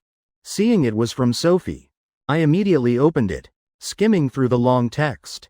I wrote back, Southwind, is it possible that your math teacher isn't deliberately picking on you, but because your math grades are so bad, he wants to encourage you to try harder? Less than a few seconds later, a reply came. Sophie exclaimed. As expected, Ethan definitely hasn't seen that story yet. Southwind, you're so spoiled. You've never experienced society's harshness. When I stood up to answer in class, and couldn't answer, I saw the teacher look at me and smile. I said, are you sure? Southwind. The short teacher didn't actually smile, but I felt like he was smiling inside. In the end, he even scolded me. Poor Sophie. The question of how many guy friends she had on Instagram was like a fishbone stuck in my throat, making me extremely uncomfortable. even while texting. At first I replied seriously. But then my focus was completely gone. I sent. When Sophie saw that, she felt incredibly annoyed. She vented. I got scolded that badly. And all you say is, I could sense her frustration. But all I could think about was how many guys might have seen the photos she posted to her story. So I wasn't paying attention to her. Seeing this, Sophie got angry, tossing her phone onto the sofa. Fuming, I obviously showed how hurt I was. And you didn't comfort me at all. Just replied with, Then what's the point of talking? Sophie punched the pillow twice. Pouting in anger, I'm not talking to you anymore. But less than 2 minutes later, she hurriedly opened her phone again. Right then, a message from me appeared. I took the initiative to ask, Can I ask you something? Sophie was immediately surprised. I added, If not, never mind. Sophie was still in shock. Because Ethan, had taken the initiative to ask her something. Seeing that I seemed about to give up, she immediately texted back. After all, this was the first time I'd proactively messaged her with a question. She was quite curious what I wanted to ask. Or perhaps I'd finally realized I wasn't good at conversation, and was trying to create topics. Sophie said, You can ask me 100 questions if you want. I took a deep breath. Then sent the reason I'd been thinking about. I asked, How many guy friends do you have on your Instagram list? Mr. Lucas somehow asked me to survey the ratio of male to female friends on girls' friend lists. Apparently his younger brother is working on a thesis and needs real data. Sophie froze, clearly not expecting me to ask something like that. But seeing that I was finally learning to start conversations, she was still very happy. She thought, surveying the male-female ratio in girls' friend lists. That actually sounds interesting. Sophie stroked her fair chin, her face showing deep thought. I leaned against the headboard, staring at my phone for dozens of seconds. She still hadn't replied. I thought she'd figured something out. So I panicked and sent another message. I said, If it's too much trouble, I'll just ask another girlfriend instead. Ask another girlfriend. Sophie read those words, almost grinding her teeth as she muttered. You want to ask another girl? Who would that be? How many girls are you friends with? Who else talks to you regularly anyway? Sophie angrily tapped the screen. Then irritably texted back. Sophie said, Over 100 people. At first, I'd hoped she'd say, None, or just 1 or 2. Like, an older or younger brother or something. But that big number, 100, left me stunned for a few seconds. Then my pale face fell. Over 100 guy friends. Did she really have that many friends? Thinking about those photos in Sophie's story, being seen by all those 100 guys, I felt even worse. If I'd known, I wouldn't have asked. I threw my phone onto the nightstand, gripping the blanket tightly with both hands. Then closed my eyes, trying to force myself to sleep, seemingly noticing I hadn't replied. Sophie seemed to realize something. The corner of her mouth curved up. Could it be he's jealous? Though it was just speculation. She still felt happy. But she didn't dare tease too much, afraid I'd misunderstand. So she quickly sent another message. She said, Just kidding. I only have 3 guy friends. One is my dad, one is my little brother, and the last one is texting me right now. Cute, right? As for me, all I could think about were those photos, being seen by all those other guys. The feeling of being choked up inside made it impossible for me to sleep. I kept tossing and turning in bed. Just then, the phone on my nightstand lit up. Seeing that familiar Instagram profile picture. For a moment I didn't want to open it. But after hesitating, I still picked up the phone from the nightstand. Chapter 54. Riverside people don't lie to Riverside people. Happiness came as suddenly as a whirlwind. I looked at the message Sophie sent. At first, I was a bit stunned. Then the choking feeling in my chest suddenly vanished. An unusual sense of relief washed over me. So those photos Sophie posted were only seen by her family members. Then it was fine. As long as other guys didn't see them, that was good enough. At this point, I still hadn't realized I'd already started feeling possessive of Sophie. And I was still immersed in the joy that her photos were visible only to me. I felt extremely pleased. Thanks for providing this information. Don't you normally talk to guys? Am I the only guy on your Instagram friends list? 2 more days and I'll be done with the sketching trip. My good mood made me not sleepy anymore. I sat up slightly against the headboard, typing out several lines then deleting them, repeating this several times. In the end, I just coldly sent one word, "Oh." Sophie waited forever, only to get back an "oh." She was so frustrated she hugged her pillow and hit it a few times. The pillow had just puffed back up, only to be flattened again. What is wrong with him? Sophie threw the pillow to the other side of the sofa, pressing her lips together. Now she could confirm that I definitely hadn't suddenly learned how to talk, to find conversation topics with her. That research about the male-female friend ratio was just an excuse I'd pulled out to ask her. From start to finish, I was a total conversation killer.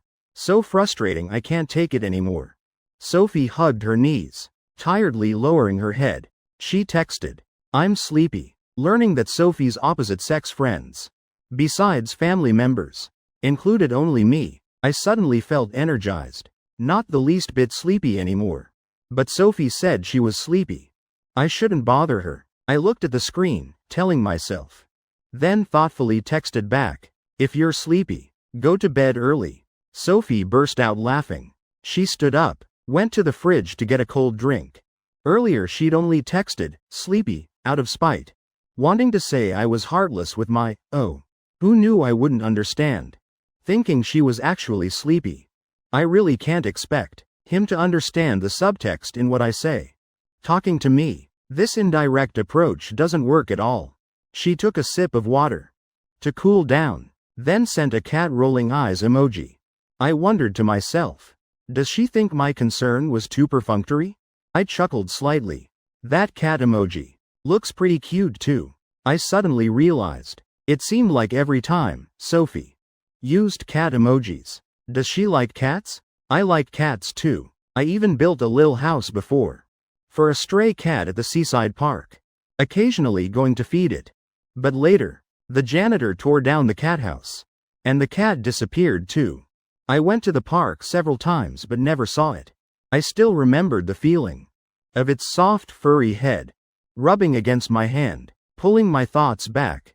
For once, I took the initiative to send Sophie a good night. Receiving this message, she tilted her head back and gulped down more than half the bottle of cold water, then tossed her phone onto the sofa, lying down exhausted. After lying there for a few minutes, she sat up again, clicking on my profile picture, hesitating for a few seconds. She sent over several photos. After all, those photos were taken specifically for me. But I didn't check stories, so she still wanted me to see them. Can't just take photos and waste them. About 30 seconds later, she recalled those photos. She texted, "Sorry, I meant to send them to Lily, but accidentally sent them to you." She didn't want today's photos to lose their value, and also didn't want to seem too forward. So she'd thought of this method. As for whether I'd seen the photos or not, she wasn't worried at all. After all, she'd timed it perfectly. As long as I wasn't asleep yet, I'd see them. After ending the conversation, I didn't rush to exit the chat window. Instead, I sat there rereading our entire conversation several times. So the photos Sophie sent, I'd already seen from the very beginning. At first, I was confused. Hadn't she said she was sleepy? Why would she suddenly send photos from her story to me? But when she recalled the photos and sent an explanation, I immediately realized Sophie posting those photos wasn't just to document her daily life, but deliberately for me to see. I didn't reply to Sophie's message, but a smile appeared on my face. Has he gone to sleep? Sophie was nervous and expectant, staring at her phone screen for over 2 minutes. Then whispered doubtfully, "Mid-October, Riverside Station." Today Sophie was dressed quite youthfully. A white baseball cap, covering her hair pulled up in a bun, and half her face, but you could still sense her beauty. Very beautiful, even with her head down. Her tall figure and radiant aura were still very attractive, standing out remarkably in the crowd. Why isn't Ethan out yet?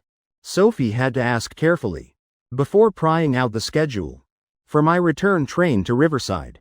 She wanted to surprise me, but it had already been over half an hour past the train arrival time she knew about, and she still hadn't seen me anywhere. She was starting to worry, afraid she'd missed me. After all, from getting off the train to exiting the station didn't take much time. On the other side, because the train was delayed by 10 minutes, Mr. Lucas, the other students, and I were lining up at the exit for security checks. The wonderful field sketching trip had ended, but the uncomfortable feeling remained. Starting tomorrow, we'd have to return to the morning-afternoon school routine. I really want to just die. So exhausting. Sophie stood there waiting a few more minutes, still not seeing my figure anywhere. She quietly pulled out her phone. He must have left already. At first, she'd wanted to surprise me. Now she just felt regretful. Just as she was about to text asking if I'd already left, a strange feeling urged her to look up toward the exit. The moment she raised her head, a perfectly handsome face was completely revealed in the air. Bright, clear eyes, curved eyebrows, long lashes fluttering slightly, fair skin with a subtle rosy glow, thin lips like rose petals, pink and soft. Ethan. She smiled and waved toward the distance. Good thing I didn't mistake him. I'd just stepped out of the station. Seeing her, I was shocked. Sophie really stood out. The moment I walked out, I spotted her. I froze. My emotions were all mixed up. Surprised and amazed. It took me a while to come back to my senses. The teachers and classmates around me also froze for a few seconds. Mr. Lucas glanced for a few seconds at the beautiful girl standing in the distance, then shot me a look that said, "Nice going." As for the art students' expressions, they were hard to describe. Surprise, yes. Admiration, yes. Jealousy, also yes. Mixed with disappointment, extremely complex emotions gradually showed on their faces. Right then, Sophie had already run from the distance to stand before me. She blinked in surprise, raising her small hand. Her slender, beautiful fingers waved up and down a few times. I scratched my nose. Today wasn't even the weekend, yet Sophie had taken time off to meet me at the station. I really hadn't expected this. After not seeing each other for so many days, she must have had a lot to tell me. But with so many classmates watching, she didn't know what to say first. So she looked at me awkwardly. Though we often chatted on Instagram, I was the type to end conversations, making it impossible for Sophie to continue talking. So she'd held back so many things she wanted to share. Because over 30 people participated in this sketching trip, Mr. Lucas had talked with the administration to arrange a school bus to pick us up. Initially, I'd also planned to take the bus back, but Sophie's appearance made me abandon that idea. I said to Mr. Lucas, "I won't take the bus, I'll head out first." The strange looks from my classmates made me a bit embarrassed. So I turned to Mr. Lucas. "Go on, be careful on the way." Mr. Lucas smiled oddly. After getting his reply, I glanced at Sophie, then pulled my luggage toward the taxi area. Seeing this, Sophie first turned to wave goodbye to the teachers and classmates, then smiled brightly and ran after me. "You sat on the train for 3 or 4 hours. You must be tired. Let me pull your luggage." "No need. How about this? You sit on the suitcase, and I'll push you." "Sophie, don't push it. Ethan, your face is red. If you keep this up, I'm going back to take the bus." "You're in such a rush?" Hee hee. The art students watched us joking around, our figures growing more distant, gradually falling silent. The taxi waiting area, because Sophie and I stood out so much. The people waiting here occasionally glanced at us, then glanced again. "Do you remember I told you there's a really good pizza place near school?" I had a vague impression. "So this weekend, come try it with me." Sophie shifted slightly closer to me, speaking with anticipation, smelling the faint fragrance coming from her. My eye twitched slightly. Then I pretended to be calm and replied, "Let me see if I have time." Sophie's voice dragged out in disappointment. My answer was basically a rejection. "No way. My first time inviting my crush out to eat. I can't fail like this. That pizza place is really good. Riverside people don't lie to Riverside people. Sophie squinted at me with complete sincerity. Blinking. Looking at her expression, I suddenly found it amusing. I repeated what I just said. Let me see if I have time. Then, seeing the light in Sophie's eyes gradually dim, I added, there's a high chance I do. She smiled brightly. Then I'll take that as a yes. A brilliant smile bloomed on her lips. On my face, I also couldn't hold back a fleeting smile. Just then, my taxi slowly pulled up to the waiting area. Where do you want to sit? I put the suitcase in the trunk. Then asked Sophie. She thought for a moment, then pointed to the back door. She chose the back seat because she had ulterior motives. Sitting in the passenger seat meant she couldn't sit next to me. The back was different. I understood and nodded, then placed my hand on the front door handle, about to sit in the passenger seat. Seeing this, Sophie immediately called out, Ethan. I was confused. What's wrong? My hand paused, looking at her questioningly. She just smiled nervously, unable to say directly that she wanted to sit next to me. After thinking for a few seconds, she came up with an unconvincing reason. The passenger seat isn't safe. The driver also looked at us through the mirror. She realized her reason was a bit ridiculous, so after a moment of silence, she came up with a more reasonable explanation. I just watched a short video that said, the passenger seat is only for girlfriends or wives. It's not appropriate for you to sit there. I thought to myself, the passenger seat is for girlfriends and wives? Where did Sophie see that video? Besides, in taxis, countless people had sat in the passenger seat.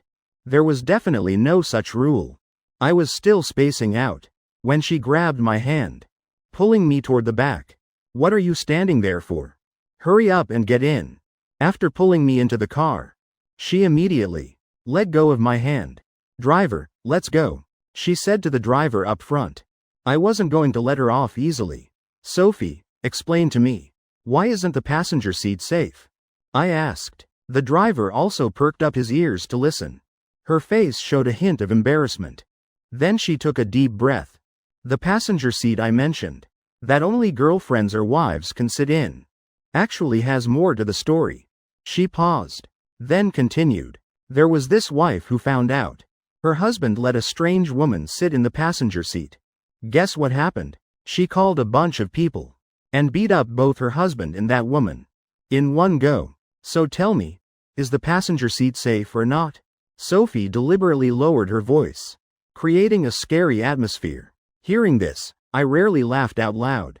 The driver also laughed and shook his head. Feeling embarrassed, she said, why are you laughing? I'm serious. I smiled. I know. She couldn't meet my eyes. Then why are you laughing? Sophie said indignantly, maybe that passenger seat was the mistress. I replied teasingly, how would I know? Sophie still wouldn't give up. Anyway, the passenger seat is very dangerous, she said awkwardly. In truth, it was all made up by her to get me to sit in the back. I said to her, Sophie, do you think I'm a kid? She asked back in confusion, why would you ask that? I said playfully, just asking. She immediately replied, you're not a kid at all. You're obviously a handsome guy. Chapter 55. Who is that girl? While talking, she kept inching closer to me. At first, there was space between us. But after a few exchanges, the distance had closed. At first, I hadn't noticed. But when that familiar scent hit my nose, it was too late. Sophie had already leaned in close. Our shoulders were only 2 centimeters apart, practically touching. She's doing this on purpose. My lashes trembled slightly as I thought to myself. Sophie acted like nothing was happening, still smiling brightly, sharing fun stories from school with me. But at that moment, I wasn't focused on listening to what she was saying, but on something else entirely. So my responses were half-hearted.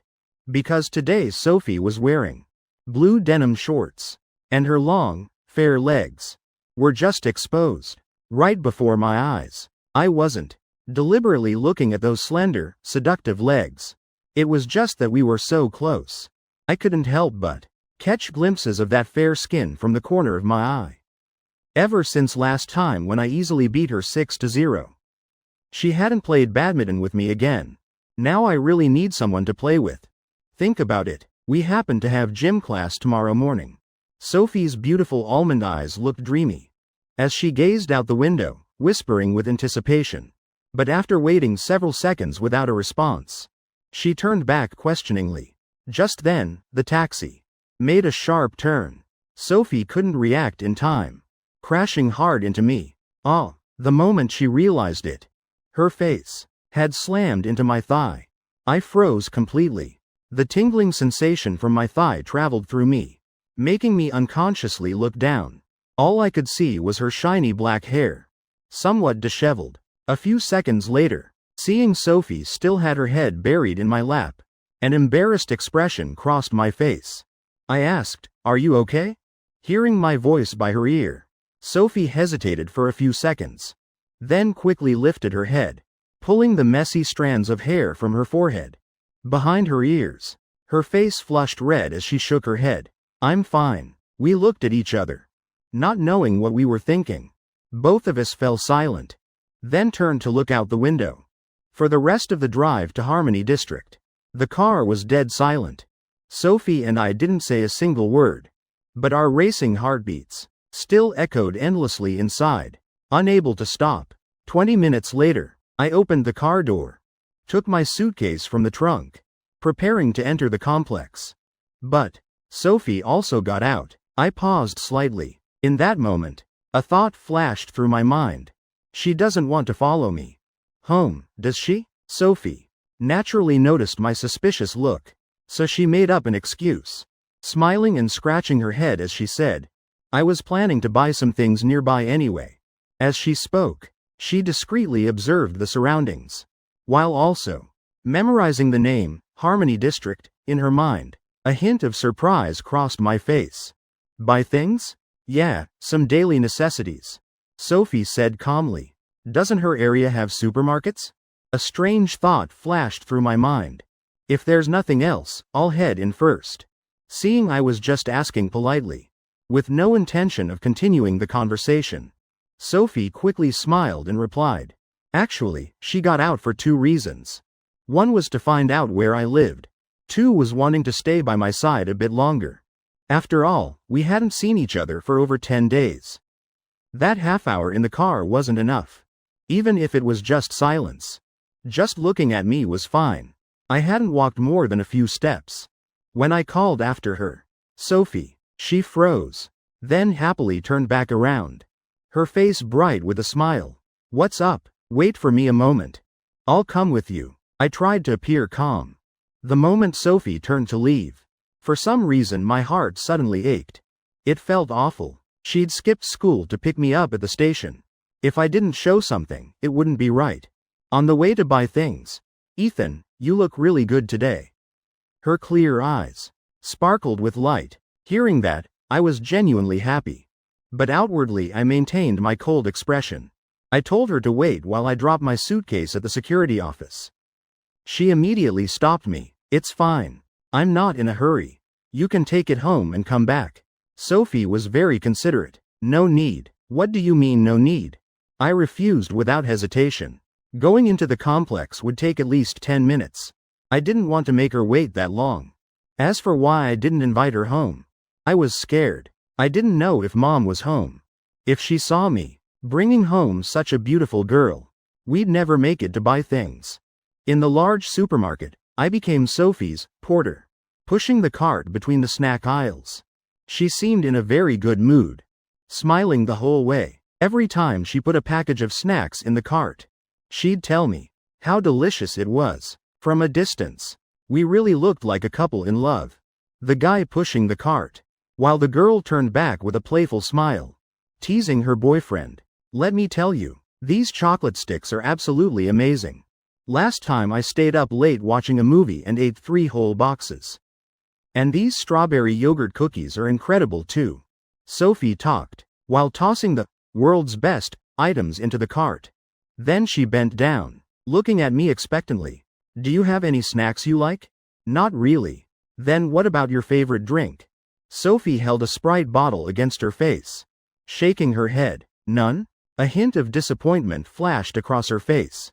Then, as if seeing something, she quickly grabbed from the shelf a bag of almonds. What about dried nuts?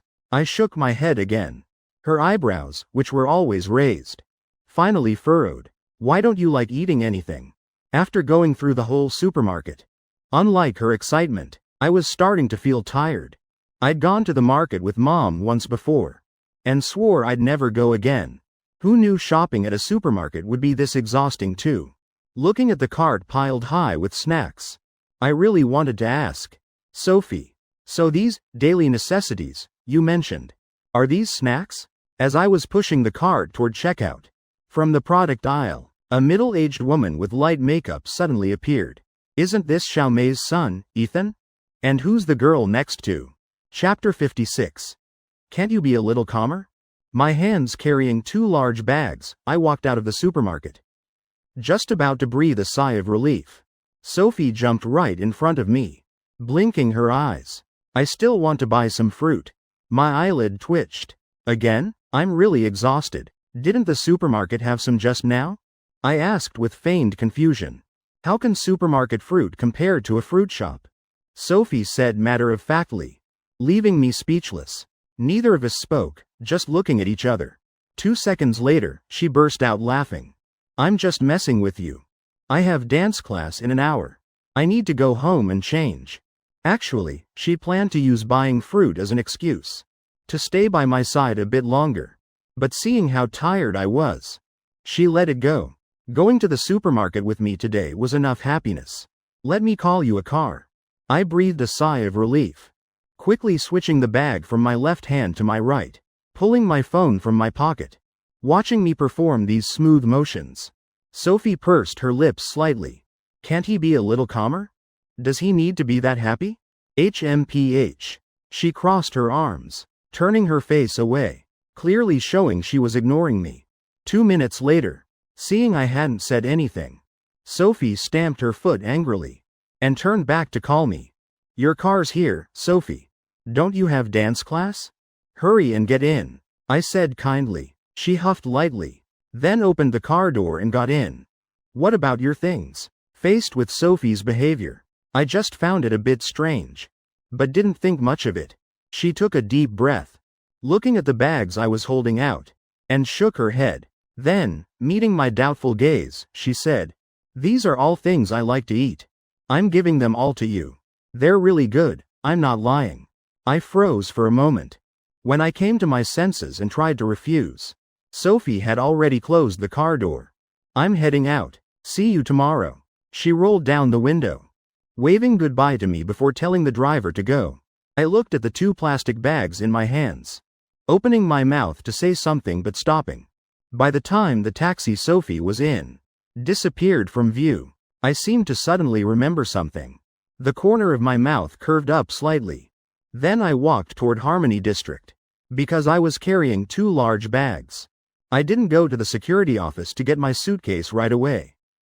Instead, I brought these snack bags home first, then came back for the suitcase. Mom wasn't home. She'd gone somewhere. That made me feel relieved. Otherwise, seeing me come home with 2 huge bags of snacks, Mom would definitely ask a million questions. After all, I rarely ate snacks. Every time Mom watched TV dramas and asked me to watch with her, the coffee table was always full of various snacks. But I never touched them. Even if Mom tried to feed me directly, I'd refuse. My reason was not eating snacks. I took each piece of clothing from my suitcase and put them in the closet. After arranging everything, I grabbed a set of house clothes and walked into the bathroom. After showering, I lay on the sofa for a while, when the sound of the door opening echoed through the living room. Right after, my mom appeared. Today was so lucky. Near the end I won several rounds in a row. Next time I need to make them lose completely. Mom apparently didn't notice I was lying on the sofa, happily bending down to change her shoes. After putting on slippers, she hummed a little tune, about to go into the kitchen to cook dinner for Dad. But when she passed through the living room, she stopped. She rubbed her eyes. Then excitedly ran over to the sofa. "Ethan, you're home?" "Mom," I replied. Mom looked me up and down, then reached out to pinch my face, muttering about how thin I'd gotten, poor thing. "Mom, can you stop pinching my face?" I said helplessly. When would Mom ever break this habit of pinching faces? It was fine when I was little, but now that I'm grown, getting pinched all the time is pretty weird. Mom didn't bother listening to me, still stroking my face lovingly. "When you said you wanted to go on the field trip, Mom said she'd go with you, but you wouldn't let me. Now look, you've gotten so skinny." I gave up, closing my eyes and playing dead. "Why didn't you tell Mom you were coming home today?" Mom took her hand off my face and started nagging. At first I was going to say I was grown up and didn't need to report everything, but it came out as, "I wanted to surprise you, Mom." Silly boy. A gentle smile appeared on Mom's face. Then, as if remembering something, her brow furrowed. "Mom didn't know you were coming home today, so I haven't prepared anything special." "It's fine." I acted unconcerned. "We normally eat pretty well at home. Besides, what you call not preparing anything? According to you, 6 or 7 dishes still counts as unprepared. That won't do." Mom shook her head seriously. "You went on a field trip and lost so much weight. Today Mom absolutely has to feed you properly. How about this? Let's eat out tonight. Recently, there's a new restaurant called Misty River or something like that. My friends say the food is amazing. We'll go together when your dad gets home." "Dad's not working overtime today?" I hadn't agreed yet, but asked back instead. "Lately your dad hasn't been too busy. He usually has dinner at home every night."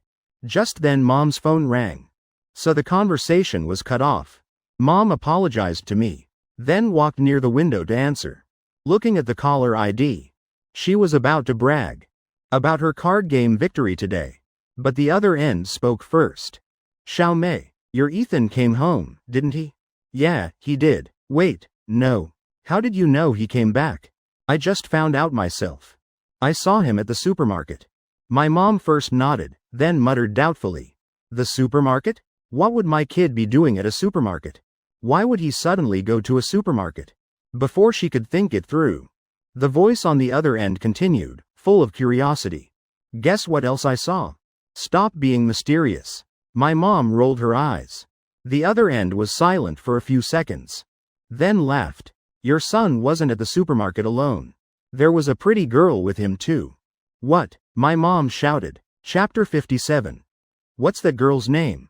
I was lying on the sofa, playing on my phone. Mom's shout made my hand shake. I could only helplessly glance into the distance. Mom's always so dramatic. When will she ever change? Less than 2 minutes later, Mom hung up, her face beaming as she ran over to me, like she'd discovered something miraculous. Staring at me constantly. "How much longer are you going to stare at me, Mom?" I said wearily. "It was just a phone call. But you came back like you'd turned into a different person. Why are you grinning like that?" "Ethan, when did you get home?" "About 3 hours ago." "After you got back, did you go to the supermarket near Rainbow Plaza?" The moment I heard that, my eyelid twitched slightly. I tried to keep calm. "Why are you asking about that?" I was starting to worry. Mom had just finished that phone call and already was acting strange. Now she was asking about the supermarket. Could it be when I went to the supermarket with Sophie, we were spotted by one of Mom's friends? No way, it's that unlucky. Riverside is so big, how could we run into someone? But the small changes in my expression didn't escape Mom's eyes. She immediately sat down on the sofa, taking my arm and saying, "Do you remember Aunt Lou?" "A little." "Is she the aunt who often comes to our house to ask you to go shopping?" I still appeared calm, but inside I was more on guard. Yes, that's the one." She said. "She saw you at the supermarket near Rainbow Plaza. She must have been mistaken." I pulled my hand from Mom's grip. "Mom, stop teasing me." I shifted to the left, sitting farther from Mom. "So we really did run into someone we know. How could we be that unlucky?" My mom shifted closer to me again, taking my arm and blinking. She also said, "There was a beautiful girl with you." My heart skipped a beat. Then I acted even more fake. Aunt Lou must have been mistaken. That's what Mom thought too. You normally never go to supermarkets. You just got back from a long trip. How would you have the energy to go to a supermarket? Mom completely agreed with that assessment. I nodded too. When Aunt Lou said she saw you at the supermarket, I also thought she must have been mistaken. Of course. Just now Mom was even thinking about asking which girl from school you went to the supermarket with. My mom said with regret. Hearing that, I started to breathe easier. Probably got through that. What was that girl's name? Mom suddenly asked. I blurted out an answer. But after saying the first word, I snapped back to reality, quickly shaking my head. How would I know? I didn't even go to the supermarket. Mom's gotten too smart now. She immediately knew to first throw out a smokescreen to mislead me. Then when I let my guard down, she immediately opened fire. What was that girl Lou's name? Today I heard you say it sounded like you called her Gucci or something. Mom looked triumphant, like her scheme had succeeded. I replied, I don't know. I played dumb, shaking my head. Mom said, Mom won't forbid you from dating. According to Aunt Lou, that girl looked like a celebrity. When you have time, invite her over to visit, so Mom can see what she's like. Mom, I still have homework to finish. I'm going to my room. I pulled my hand away from Mom, standing up from the sofa and walking to my room, watching my somewhat flustered retreating figure. Mom called out loudly, You're in senior year. It's normal to like someone. Back in my room, I quickly hid the snack bags in my closet, then stretched my arms out, and fell backward onto the bed. I asked myself, why was I so nervous just now? I stretched out my hand, muttering. Aunt Lou saw me at the supermarket with Sophie. Why did she keep asking about it? Couldn't I just admit it? We weren't doing anything wrong. Getting pushed into those questions by Mom's tactics. It's not like I did anything wrong. A moment later, Sophie's image appeared in my mind again. I shook my head, trying to push the image away. In my past life in high school, she'd often appeared before my eyes. But back then I just found her annoying. When did I ever think about her? Yet in this life, my mind suddenly lost control. Her image kept appearing, while I was still conflicted. Mom called from outside the room. Ethan, your dad's home. Get ready. We're going out for dinner at Misty River. The next morning, after finishing breakfast, I hung my backpack behind the door, about to leave, when my mom smiled and called me back. Xiaoqi, wait a second. I looked puzzled. Mom took a beautiful box from the fridge and held it up in front of me, even winking. Do your girlfriends like sweets? Mom put a box of tiramisu in here. Take it for that girl. Studying hard in class is exhausting. During break she can eat and recover. I froze, pulling my backpack onto my shoulder. Mom, I told you I didn't go to the supermarket. But that girl named Gu. Yeah, Xiaoqi, you do know who she is. Mom sighed, looking at me. Just tell her. I prepared this especially for you. Mom pushed the tiramisu box into my hands. I skillfully dodged, frowning. Mom, you just. I continued, I don't want to take it. Of course Mom wouldn't dare. If you'd just listen, that would be fine. Whatever, I'm not taking it. Shaking my head, Mom smirked. Mom wouldn't dare do anything. Why are you threatening me? How would Mom dare? Mom's giving your younger brother the tiramisu. Why does he get it but not me? Mom's telling you to eat it. How is my refusing turning into scolding you? It's just a small thing but you're making such a fuss. Mom's wiping her eyes, as if wiping away tears. Watching Mom put on this theatrical performance, I sighed helplessly, then took the tiramisu box Mom was offering. Fine, Mom can give it to me. Xiaoqi is the best. A smile bloomed on Mom's face. Remember to get her to like you. Mom's face brightened, then reminded, hurry to school or you'll be late. Mom stood up, gently patting my head. I'm not a kid anymore. Xiaoqi, are you complaining about Mom? I jumped up and ran out of the room, holding the tiramisu box, thinking to myself, today I'll give the whole class dessert. Chapter 58. All feelings pointing towards Sophie. In a simple yet elegant room, Sophie's eyes were closed, half her face buried under the blanket. Her long black hair cascaded by the pillow. Her fair face flushed with pink. Her brows slightly raised, revealing her feelings in her dream. A gentle breeze drifted through the window, pulling the curtain open a crack.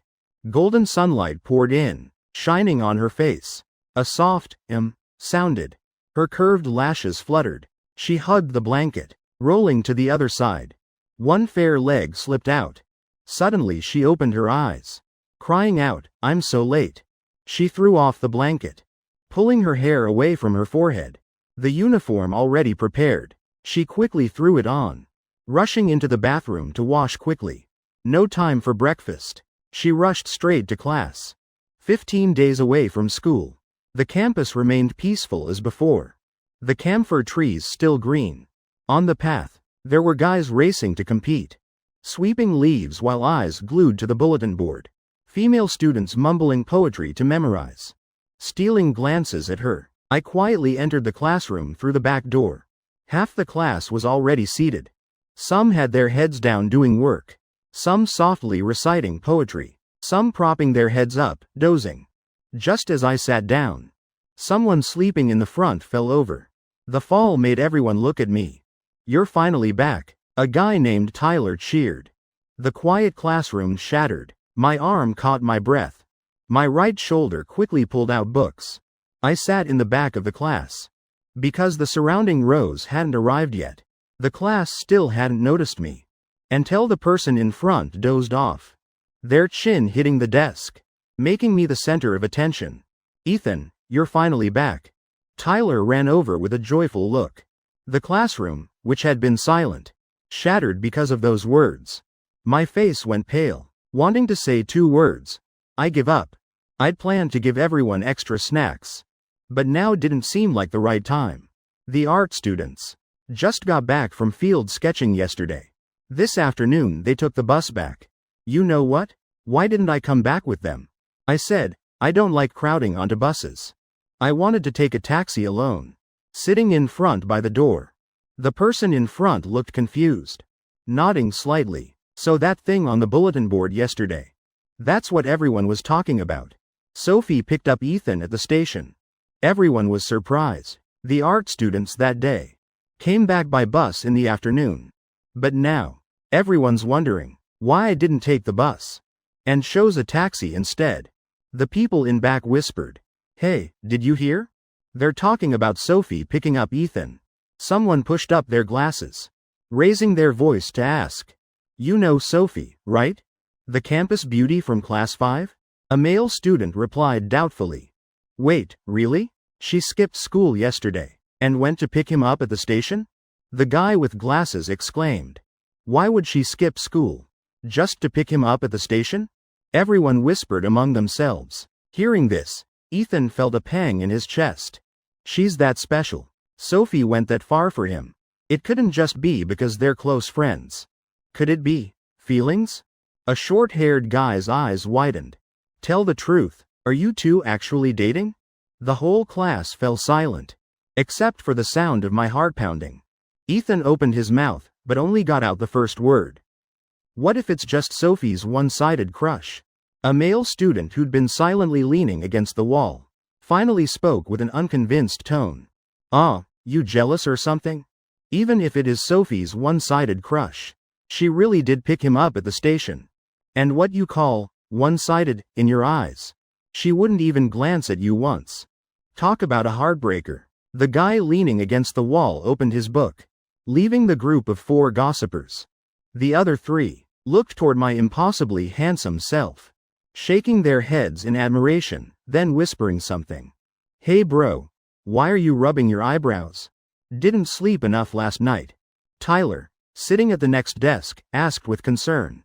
I shot him a blank look. "Didn't sleep well? It's because of someone's lion-like roar that I can't even speak properly. Did you have fun sketching?" "Sketching's basically like a field trip. No difference at all." Victoria looked at my fair, smooth face, showing an infatuated expression. A moment later, as if remembering something, her hand under her shirt clenched tight, her eyes flashing with a hint of ambition.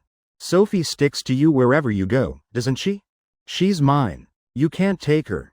Victoria lowered her voice, trying to stay calm. Then smiled gently. Taking a deep breath, she grabbed her notebook and walked toward me. I heard from others that Sophie picked you up at the station yesterday. Really? My lashes trembled slightly. From what I know, if you don't deny it, then it must be true. So how far have you two progressed?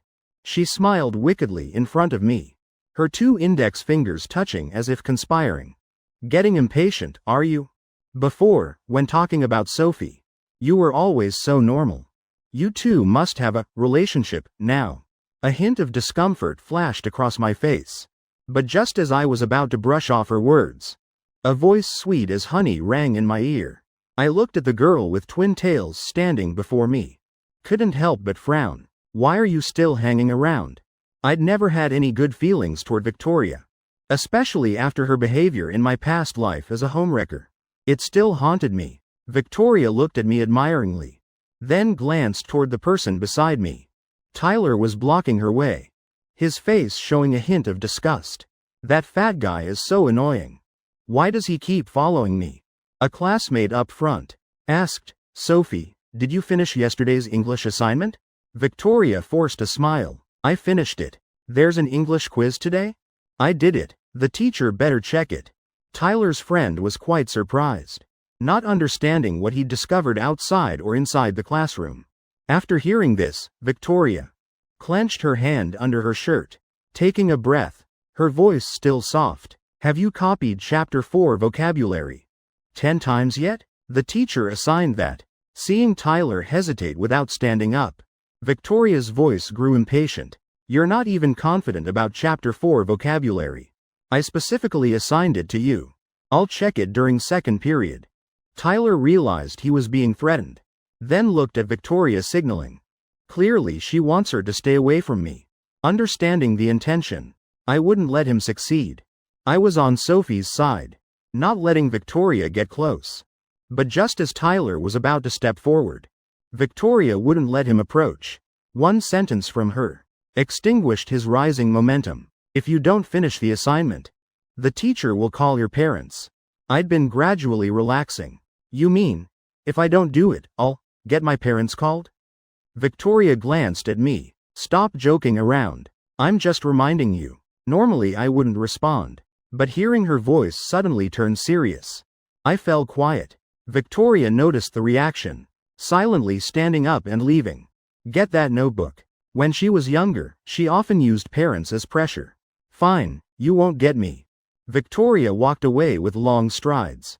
I said smugly, I've decided from the start. Sophie is the one in my heart. No one else will do. So I need to try harder. Can't let her win. When Tyler left, Victoria smiled again, about to sit next to me. But remembering Tyler's seat, she hesitated, ultimately not sitting down. Instead, she stepped forward, one step closer to me. Ethan, you went sketching for half a month. You must have fallen behind in your studies. Here are important notes from all subjects. I think they can help you. Victoria held out her notebook. Just as she handed it over, images of fantasies appeared in my mind, but I only said 3 simple words. Thanks, but no. Victoria's eyes widened. She couldn't take it. Are you going to leave? Those words pulled me back to reality. Victoria panicked, her eyes wide. I've been taking these notes very carefully these past few days. She thought this would move me. But I said decisively, I don't need them. She froze.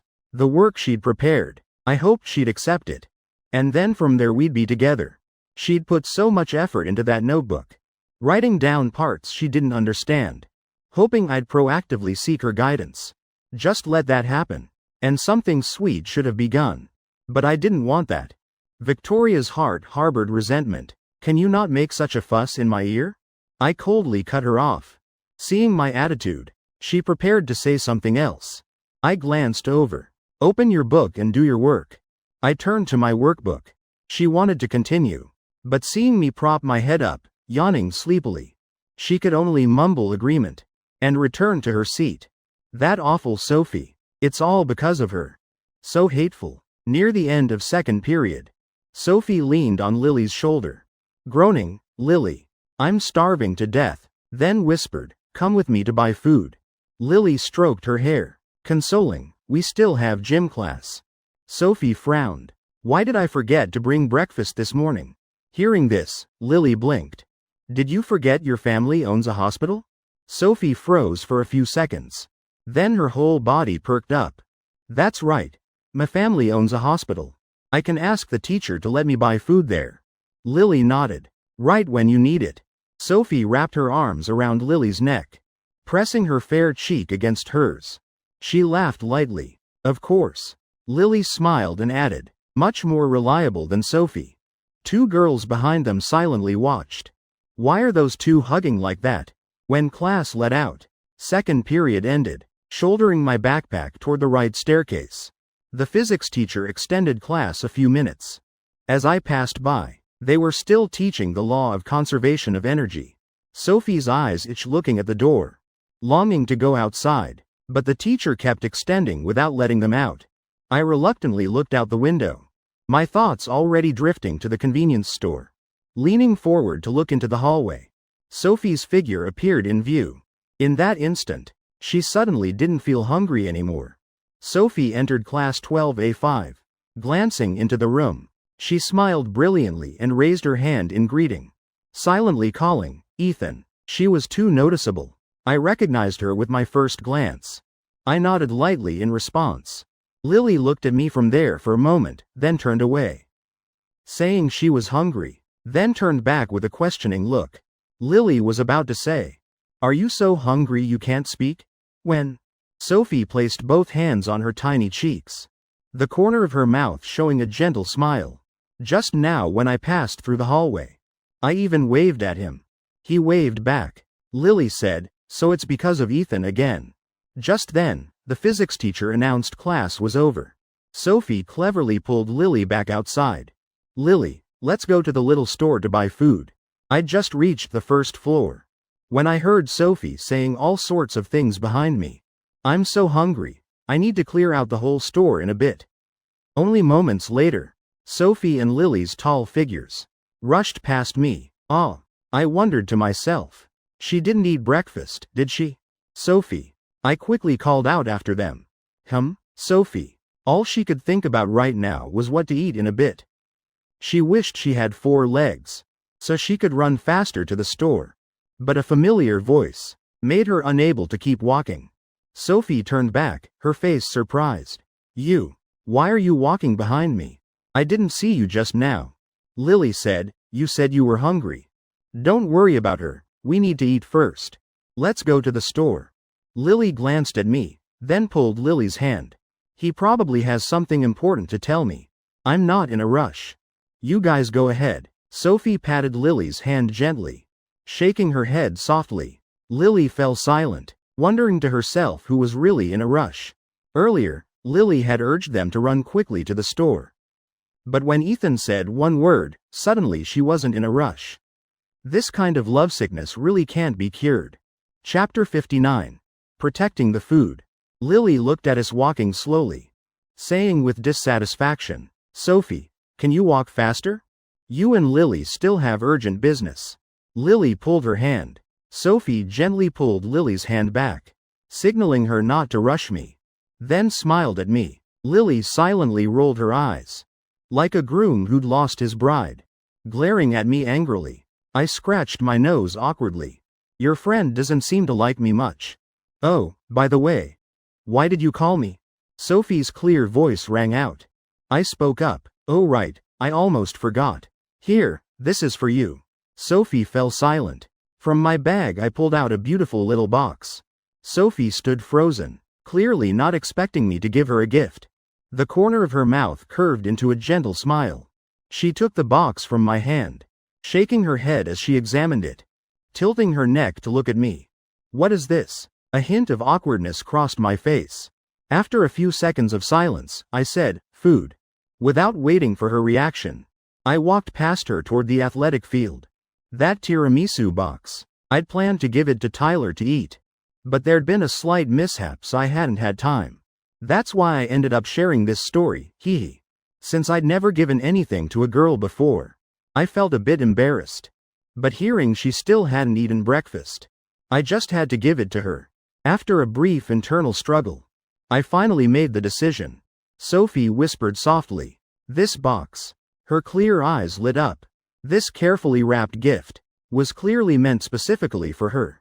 So, she suddenly turned around, calling out to the figure 20 meters ahead. Ethan, thank you. I didn't stop walking, continuing toward the gym field. Though I didn't turn back. The corner of my mouth broke into a smile. Over here, Lily and the others laughed. He's probably embarrassed. Sophie turned to her friends. Lily, guys, I'm not going to the store anymore. I already have food. She waved the box in her hand, her eyes shining. Lily didn't respond, just furrowed her brow, muttering, this love demon just woke up for a moment and now she's falling back into a trance. At the back of class 12A5, Sophie placed the box on the desk, slowly untying each ribbon. Sophie, are you defusing a bomb? Lily rolled her eyes. That box has so many ribbons and you're still untying them one by one? Lily rolled her eyes, saying quietly, those ribbons could be untied all at once. But she's untying them one by one, even neatly arranging them on the desk. I didn't know what to say inside. Earlier she was screaming, I'm starving. And now suddenly she's nowhere to be found. Lily said, can you speak a bit more gently? Sophie glanced at Lily. You don't need to be so serious either. This is a box wrapped by someone special. You're crazy. Lily sighed. Sophie lightly tapped the box. Then said, Sophie, everything inside is my favorite. I'm giving it all to you. She hugged the box protectively to her chest, afraid that in a moment of carelessness, Lily and the others looked at each other for a few seconds. Her eyes widened. It's so beautiful. Hearing this, Sophie raised her hand to cover her mouth, smiling softly. Sophie, hurry and eat it before it goes bad. Sophie flipped open the box. Seeing it, Lily smirked. You said you wouldn't let me eat it, so I won't? What if I want some? Sophie spoke up protectively. No way. Not even one bite. This is from Ethan. Lily teased. Won't you share with your sisters? The other girl said. Sophie stood firm. No, not even one bite. Lily teased. Sigh, because it's from him. Only you get to eat it. Sophie hugged the box to her chest, guarding it like treasure, afraid Lily and the others would carelessly sneak a bite. Lily looked at Sophie for a few seconds, shaking her head. Fine, fine. I won't fight you for it. Just eat quickly before you starve. The other girl agreed. She's right. Lily used her full credibility. Sophie nodded trustingly. Lily fell silent. The other girl wondered. You believe us, you love demon? We've always trusted each other. Just because. Lily glared, saying pointedly, you've been gotten by that guy. Don't say it like that. Sophie smiled gently, placing a spoon in the box. She took a small piece and put it in her mouth, her eyes glancing at Lily, eating while glancing over, afraid Lily would demand a share. But she silently folded up her book. Sophie turned back and took another bite. Lily pressed her lips together. You look like you're enjoying it so much. Sophie paused mid-bite, looking at Lily with a smile. But how did you know I like desserts? I don't know. I think. Seeing the other girl hesitate, she encouraged, go ahead and say it. Lily feigned surprise. Sigh, what else? Probably overheard me telling someone. How did you know I like desserts? Did you sneak a look at my diary? Hearing that, her heart sank. Her eyes looked at the dessert box on the desk. Sophie frowned. I didn't sneak a look at your diary. Mom gave me a dessert box. And I chose this one to give you. Lily grinned. You really are. She put down her book. You know I don't like hearing. Before Lily could finish. Lily. Sophie opened her mouth. But class ended. The teacher called them outside. Sophie hugged the box and stood up. She stood too. Lily wiped her hands on her pants, heading toward the classroom door, hugging the box, following behind. She turned to look at the blackboard. The other students noisily stepped out. Sophie smiled in my direction, then quickly followed. She held my hand, seeming to want to say something. I turned to follow her. I patted Tyler's shoulder. He was dripping with sweat. Then grabbed my backpack from the grass and left the athletic field. Passing by the badminton courts, I paused for a moment. then turned and headed toward the multi-purpose building. 5 minutes later, in the art studio, the students had just finished their field sketching. Everyone looked quite exhausted. Mom woke me up at 5:30 this morning. I'm dying. Yeah, I'm so sleepy I could die. All morning I was dozing through the first 2 periods. Almost got caught by the teacher. That would have been it. Why couldn't the field trip last a few more days? Now we're back to this hellish routine. I didn't join in their complaining. Just quietly sat down in front of the easel in the corner. After Mr. Lucas assigned the task, I used the excuse of going to the bathroom to leave the studio. At the badminton courts right now, because of Sophie and Lily's appearance, 2 beautiful girls. The seats in the rest area that usually had no one were now completely occupied by the guys from gym class. They kept staring at the 2 girls' tall figures, their eyes full of excitement, even having completely unrealistic fantasies. Sophie, this time I absolutely have to avenge that 6-0 loss from before. You're going down. Lily tapped the birdie twice with her racket, then swung her hand powerfully, throwing it high. When it fell, she caught it cleanly.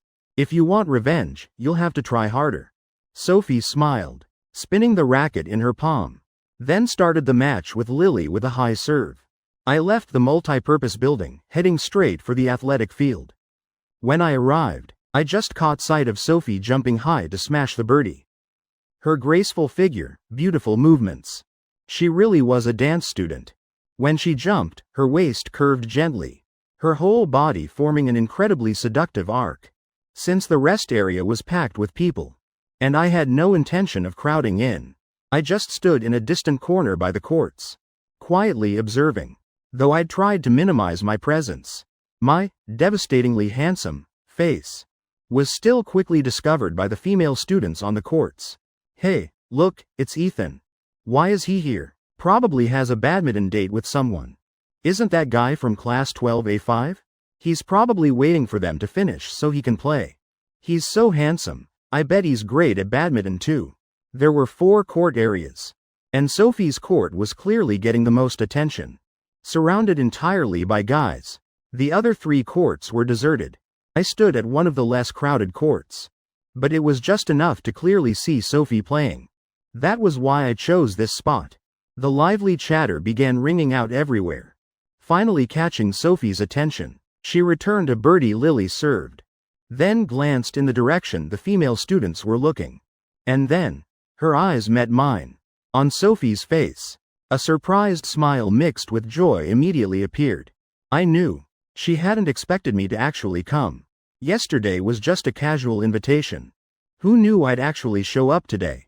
She must be so happy right now. Because I came for her. I didn't understand why, when she looked at me. I suddenly felt embarrassed, but I still nodded lightly in response. In that moment, the guys who'd been secretly admiring her also noticed. Seeing her smile at a guy, it was like they'd been stabbed in the heart. If it were anyone else, they'd probably be cursing under their breath. But since it was me, that person was me, Ethan, the campus god, everyone admired without question. While Sophie was still looking at me, Lily hit a birdie straight into her forehead. What are you spacing out for? Sophie snapped back to reality, quickly bent down to pick up the birdie, then laughed. Lily, take this shot. Then tossed the birdie back over. But clearly her mind was no longer focused. While hitting the birdie, she kept sneaking glances at me. Because of this, Lily turned the tide, even taking the lead by 1 point. Just 1 more point and she'd win. Watch out, Sophie, you're about to lose. Lily even playfully winked, teasing her. Sophie didn't care, her eyes still sneaking glances at me. She wanted the match to end quickly, so she could talk to me. She pretended to look determined. I'll have you know, who wins is still up in the air. Then hit a low shot. The 2 exchanged several volleys. I could tell she was acting, preparing to deliberately lose, to have an excuse to leave the court. But just as she ran backward to return a shot, her foot twisted, she fell to the ground. I froze for a moment, then immediately strode toward her. Sophie, are you okay? Lily rushed over to her. Sophie hugged her leg, her face buried in her knee, her hand gripping her ankle, clearly in pain. But when she heard Lily's concern, she looked up and shook her head. I'm fine. Just twisted it a little.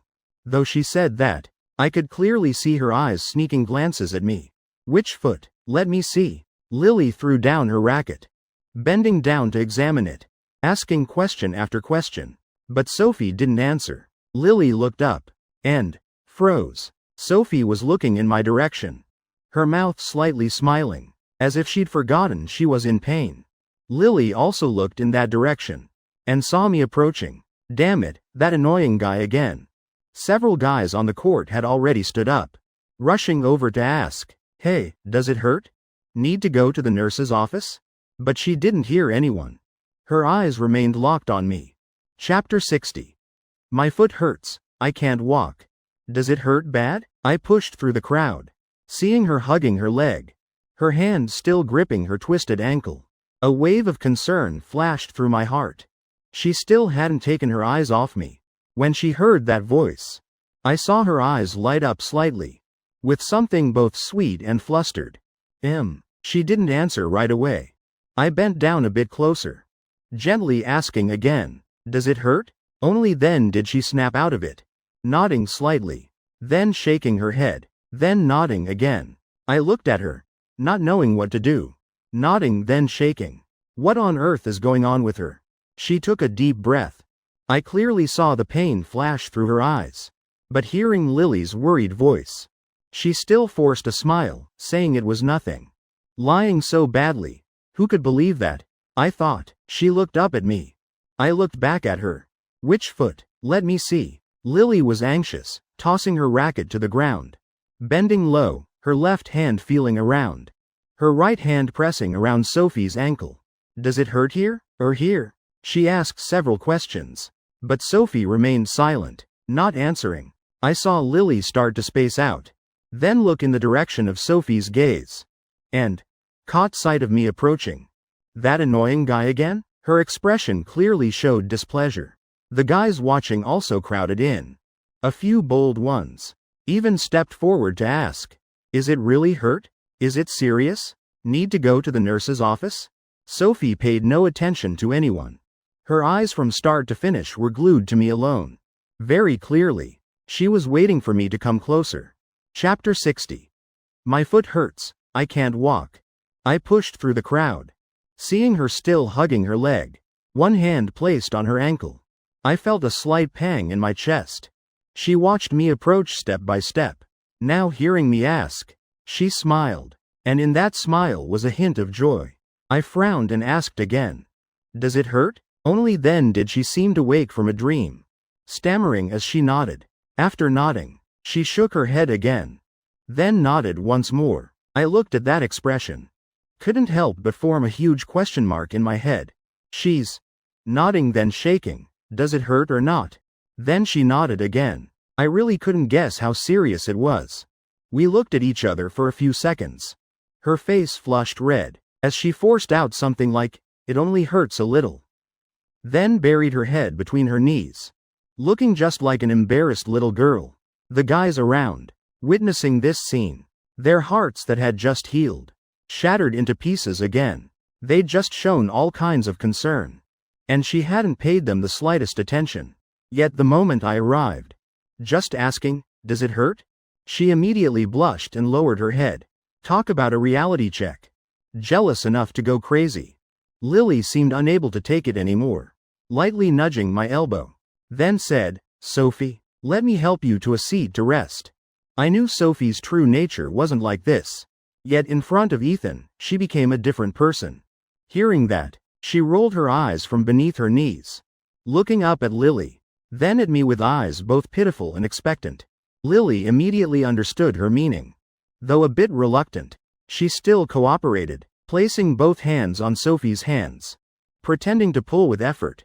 After pulling for a few seconds, she turned to look at me helplessly, saying, "Oh God, I want to do good but can't. I don't seem strong enough.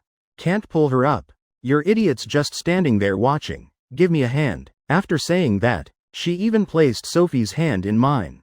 Sophie just kept looking at me expectantly, her expression seeming to ask, "Is that okay?"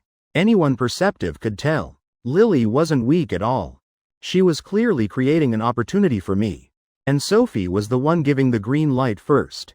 The guys standing nearby, seeing their dream goddess being so proactive, were probably grinding their teeth in anger. If looks could kill, I'd surely be dead 1,000 times over. I was the one pulled into this performance. But after only a moment's hesitation, I reached out my hand, helping Sophie up from the ground. She was very light. Lifting her up took hardly any effort, since she was wearing the summer uniform.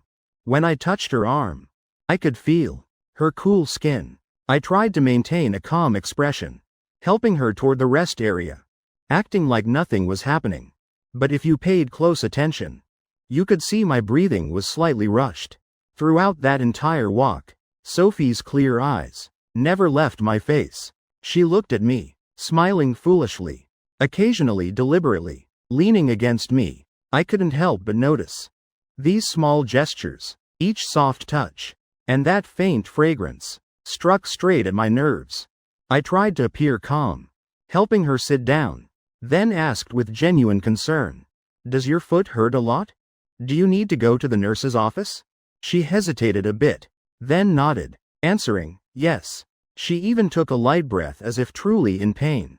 Actually, I knew that twist wasn't that serious. But for some reason, she was pretending. I didn't question it, just asked, "Should we go right now? Or rest a bit first?" She answered immediately, "Right now." She looked at me with determined eyes, then stood up. This time I proactively supported her arm. When my hand touched hers, my heart couldn't help but flutter.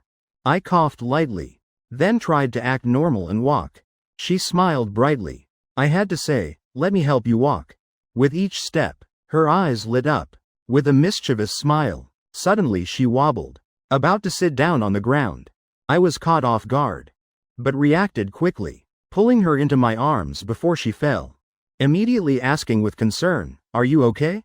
I asked worriedly. She shook her head, signaling she was fine, then lowered her head, mumbling, just loud enough for me to hear, "It's just that my foot hurts so much. I really can't walk anymore." I nodded in understanding, saying, "Stand steady," then slowly let go. She looked at me expectantly, as if imagining a scene where I'd kneel down and carry her on my back to the nurse's office. I understood this was her little plan. The reason being, she wanted me to carry her, to become the first person I carried in front of the whole school. And more than that, she wanted to publicly announce that I was hers. No one else had a chance. But just as she opened her arms, I said something that deflated her. "Wait here. I'll go get a wheelchair." The smile on her face froze. This wasn't, according to the script she'd imagined. She hadn't expected me to think of getting a wheelchair. Even so, getting a wheelchair made sense. But, how annoying. I didn't notice her frozen expression. Just turned around, and walked quickly toward the nurse's office. I thought, if she was in so much pain she couldn't walk, then she absolutely needed to see the doctor right away. But right then, she hobbled after me, grabbing my sleeve. Under my confused gaze, she said stubbornly, "I don't need a wheelchair. I think I can still walk." This time it was my turn to be dazed. Hadn't she just said she couldn't walk? Now she wanted to tough it out in front of me? That really wasn't necessary. She was the one in pain. Sitting in a wheelchair would be more comfortable. I truly didn't understand. Or was it really just to appear strong? I asked again, testing. "Are you sure?" She nodded seriously, then hobbled forward. I quickly reached out to support her arm. And so, the two of us slowly walked toward the nurse's office. Along the way, neither of us spoke much. Only the students passing by would sneak glances and whisper something. The nurse's office was on the 3rd floor of the multipurpose building. I still carefully helped her with each step. But in my heart, I felt a bit of regret for not being able to carry her. Reaching the stairs of the multipurpose building, I saw hope flash again. I reminded her to be careful on the stairs. Right after that, she cried out, then squatted down, clutching her ankle, her face full of distress. "It hurts so much." I immediately crouched beside her, asking with concern, "Let me see." This time I wasn't pretending to be cold anymore. Because she looked truly in pain. No need. She clutched her ankle, her voice clear, yet carrying a hint of pleading. Those words sounded like she was acting spoiled with me. I felt my heart tremble slightly. Afraid she was really hurt. I was about to touch her ankle to examine it. But she pulled her foot back, pressing her lips together as she looked at me. In those glistening eyes, there seemed to be a plea for help. I didn't dare touch it anymore. Just said softly, "Then let me carry you up." She froze for a moment, then gently nodded. I turned my back, crouching down. She wrapped her arms around my neck, and I carried her up the stairs. If you looked closely, you could see a flash of panic in her eyes.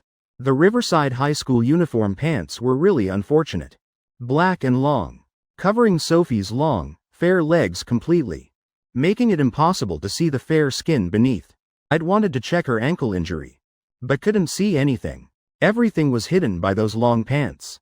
So I said nothing, just silently watching how she stood. Her beautiful almond eyes were both enchanting and coquettish.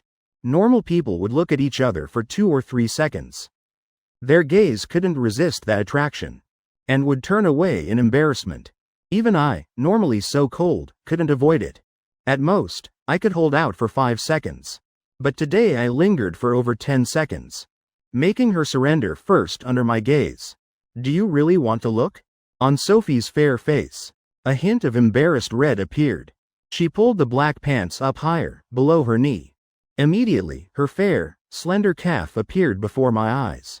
Looking at that calf up close, the impact on me was significant.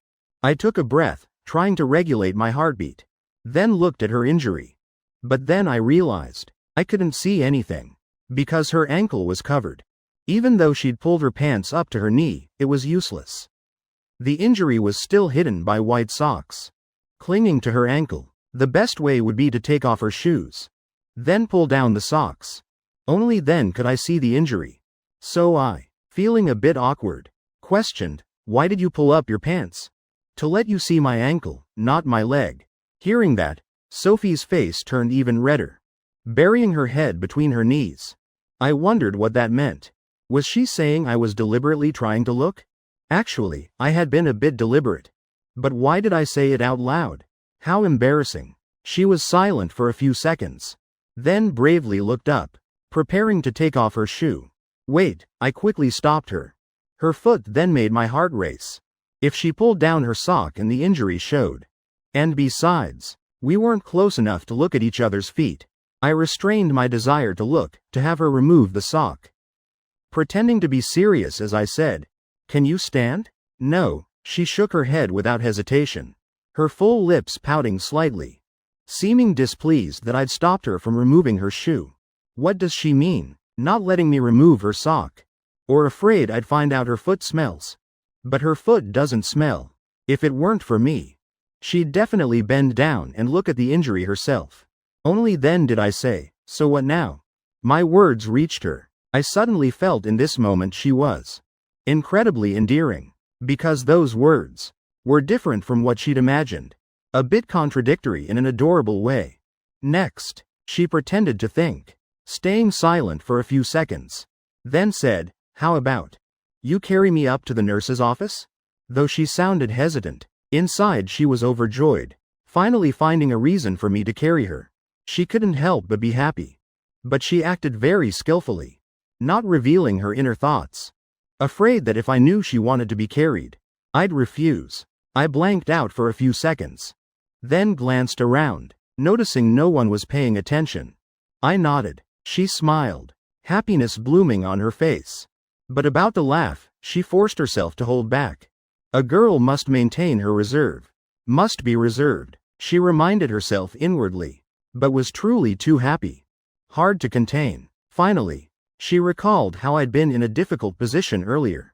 Having agreed, her joyful expression carried a hint of small resentment. "Why are you taking advantage of me?" I didn't know what she was thinking, just saw her eyebrows twitch. I asked, "Can you stand up?" She was crouching on the stairs, looking up at me, drawing out her words, "If you help me up, I can stand." Hearing that, I helped her up, muttering, "Be careful." Her arm was soft and warm, The touch made me flustered. Though along the way, my hand had touched her arm. Each touch was a surprise. A tingling sensation. When she stood steady, I bent down, saying, "Okay, get on." She stepped up, leaning against me.